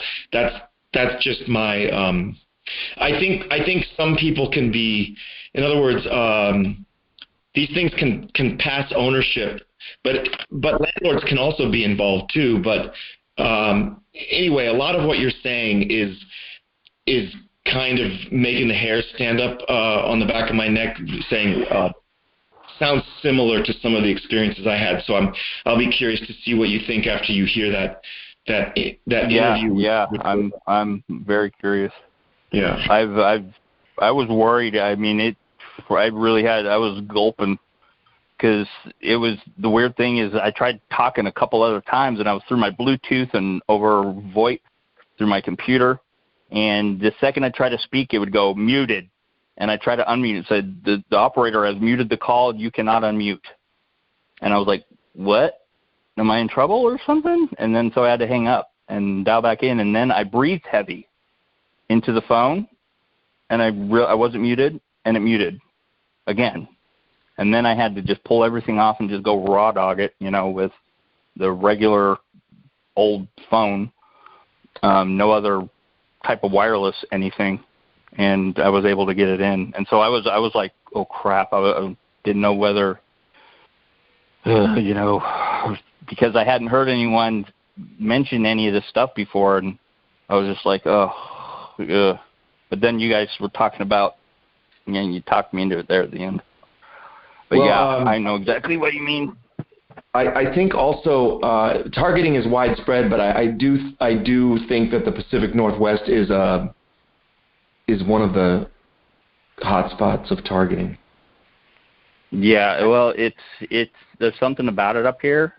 There's a lot of places to hide. I mean, that's why for years Seattle was the bank robbing capital of the world.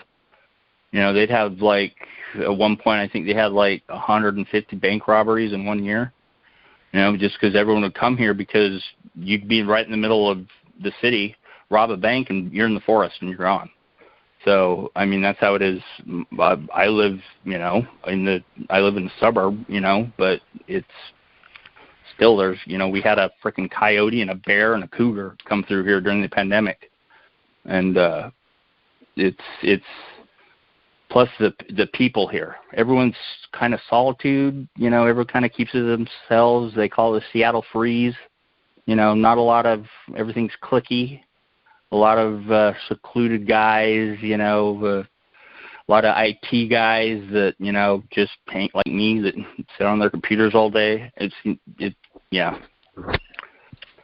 Yeah, I lived there for. I lived in Seattle for 4 years, and I lived in Vancouver for 8 years.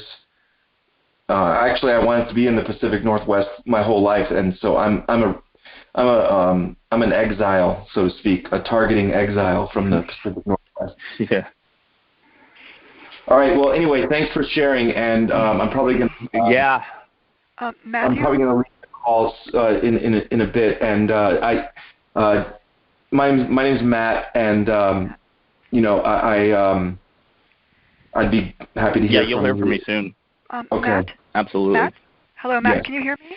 Hi, Matt. Yes. The other night I had mentioned to you about the thing. I was hoping that you're someone that's in south of San Francisco, maybe near enough to me to help me capture it. Since I mentioned that on the call, I guess it was last night, I don't know, they've installed a new Wi-Fi thing right out underneath the thing where I walk into my door at this hotel room. But the what I have to capture, it is so concrete and so in timing with the 6 weeks I've been here, and but I'm going to have to leave, and if I leave, that thing it's going to come down because I said it on the phone, and it'll be gone. But I can't take a picture of it because the camera, it'll be stolen. I won't have a chance to get it anywhere to anybody. I can't send anything through the internet. It gets interfered with. Even photos get changed. So do you think there's a way you could try to get the, I forget his name because at the moment the new Wi-Fi thing's scrambling my brains. The guy that lives up in south of San Francisco that you mentioned on the phone. Yeah, I mentioned it to him, and he's interested. He's potentially interested because he's interested in new kinds of evidence. Well, and this would be so good. It would. I've had other evidences, but not of this variety. So concrete within an exact period of time, lining up with everything that everyone knows about this. And I can't stay here though because I have electromagnetic sensitivity really pretty bad with seizures. So this new Wi-Fi thing they put in, I won't be able to stay here. Today I stayed here all day to preserve what is here to be photoed, but I don't have any food or anything. And if I leave, I guarantee you I will come back and it will be gone. The evidence will be gone. Like the other, is it Rob said about how quick they are to, change stuff. That's what I experience as well. So anyway, I'm just, I don't know if... How can I put you in touch with James? Can you see my phone number on your thing? Yes, I can. Okay, it's extension 216 to reach me by phone. Okay. Well, okay, hold on 1 second. So wait, I'm so grateful that you're on the phone tonight. Are you in a hotel? I am, yes. I've been here for 5 or 6 weeks. I broke a toe and it flared up a disease I have, so it wasn't just a simple broken toe, so I got waylaid for the last 4 weeks so I could keep walking a little bit. Yeah. Is it Monterey Tides? That's it. That's me, yep. And if he calls into the desk, you got to be persistent because sometimes they don't pick up the phone for like 20 rings, and then he has to be transferred to my 216 extension. Okay, I I'll pass just love the information on to James. Thank you. Time, because time is of the essence. I can't continue to stay here, and I've got stuff to pack up and to figure out where I'm going to go, and time is running short with this. Why I can't believe I went out tonight and I looked up and it's like, oh my God, they just put this in the last 24 hours, and I was feeling really bad today, and I'm like in my brain and stuff, and I'm like, what's going on here? And that's why, brand new one. Just for me. So anyway, with the gas thing, they've put the gas in the walls, and you can see the marks in the paint and the burning through the outlet. I mean, yeah, it's unbelievable. Yeah. So when I checked in, they gave me a choice of 2 rooms that were just for me. You know what I'm saying? Yeah, I know what you mean about pre-designated things. Mhm. Yeah. Yeah, I've had them follow me across the country. Oh. Vegas. And they followed me on the plane, and on the way back, I was sitting there, and I have a scar on my back of the neck, and I thought that's what he was talking about. I had these people behind me in line waiting to get on the plane, and like, oh, you see that right there? That's how we know where you're at. And I'm trying to just stop, waiting for someone to say something, like, he's not talking to me. And I look back, and these 2 people are just, like, looking at me, and then they looked away. I'm like, yeah, okay. I know. And sometimes they say things just to get at you, and that don't really mean anything. Like I'll be out in public, and strangers will know the name of the dog. I think that's hilarious.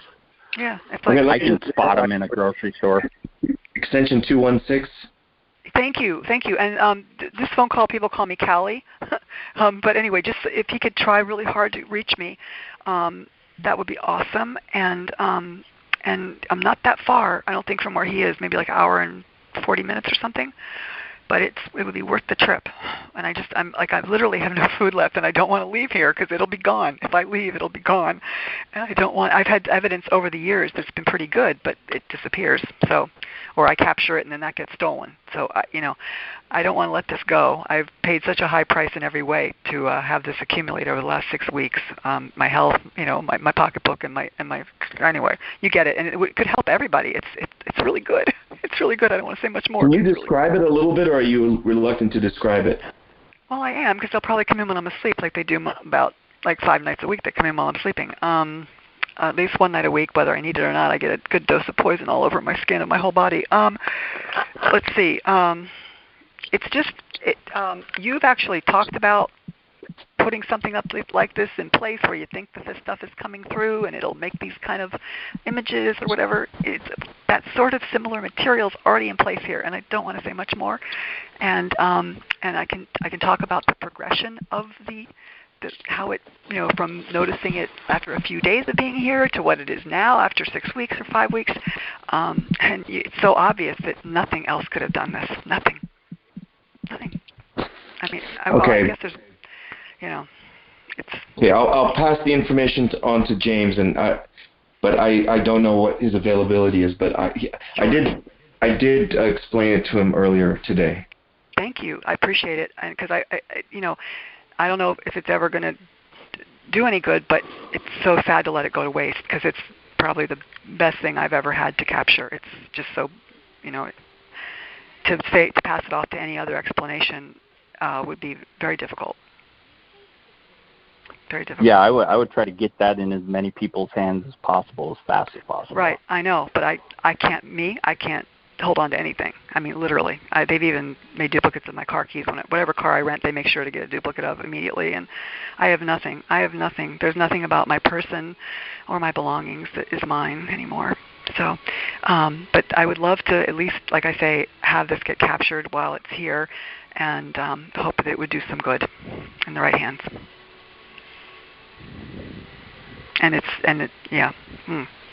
Anyway, so thank you for passing the info along. I'm hoping he can call me before I'm leaving, and because I'll wait, and I'll just figure something out to eat otherwise, or get something delivered and not leave here, so it'll be available. But I can't imagine I'm going to last more than Monday because of what's happening with the seizure thing. So well, thank you for that. Thank you very much. I really hope this is going to come together. I think you guys will be really glad that you could get whatever he would want to take from it besides photos even. I don't know.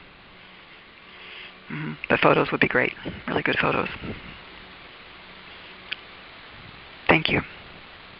I keep a USB stick on my keychain just for situations like that, where I can throw the phone and a Faraday, some type of thing, pull the whatever I need down on the USB stick, and then take that, hand that to someone else, or just keep that as a copy, and then just do a SIM swap, and I have a bunch of cloud accounts with hardware protection, basically hardware key, so you can't get into the, like Google has advanced protection. That works pretty well. You just can't log in and keep it logged in anywhere. They just can't get in without your key, and you need to take care of the key, obviously. But I've had good luck with that, and it's made them angry. That's great. I'm glad that you have. I've tried things like that, and nothing is sacred. I've even gone to bed at night with a thing strapped around my waist underneath my pajamas and a zipper and a little lock on it. And I wake up the next morning and it's emptied out. And I didn't wake up at all. I try to get it in my sleep, somewhere secure out in the ether as fast as I can, because I know if I just keep it on my person, it'll quickly disappear. Oh. They are unleashed. In the cloud, that's a bit tougher. They unleash ether on you, sir? No, it's just the Ethernet. Ethernet. The cloud. Okay. Twisted pair. Yeah. Up in the cloud, I just, cloud, is a overly used term. Well, I'm glad you're able to do that. That's very good, and that's going to help everybody. So I'm glad you figured that out. That's wonderful. I haven't had such good fortune. Oh, I've lost 99% of every bit of evidence that I have. Most of the time, they just edit it and make it look benign. Wow. That's my thing. It'll like alter right before my eyes. Wow. Oh yeah, I've literally watched them in almost real time, and this is I have a hardwired air gapped, meaning it's not on any network, doesn't have any network, an old school surveillance system. It's weird with that. They alter the dates on any of this. The way they manipulate 99% of their stuff and how they keep they elude detection is they change the dates and then do a swap. And so like the things in the movies where you see them like rewind and put that in a loop over and over and over, that is absolutely real, and that is what they do. Like I've looked for stuff that should have been there, and I have to go back. And sometimes it's even in the future.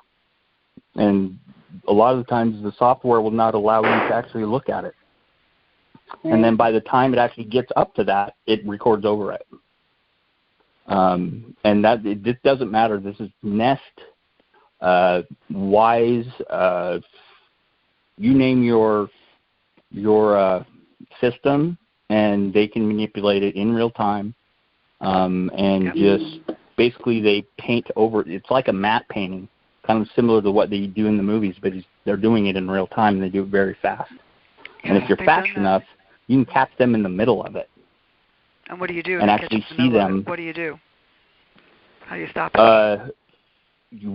Because when you go back to look at it, you're going to see it because they have to basically use your feed to make their alterations. So when you go back and you're watching it over again, they're going to piggyback on top of what you're doing and alter it right then in front of you. Yeah, that's and what I have to do is set a screen record. I have to record the screen because I'm not going to have time to save it from the app. So I'll start a screen recording, and then I'll go back and look at it. And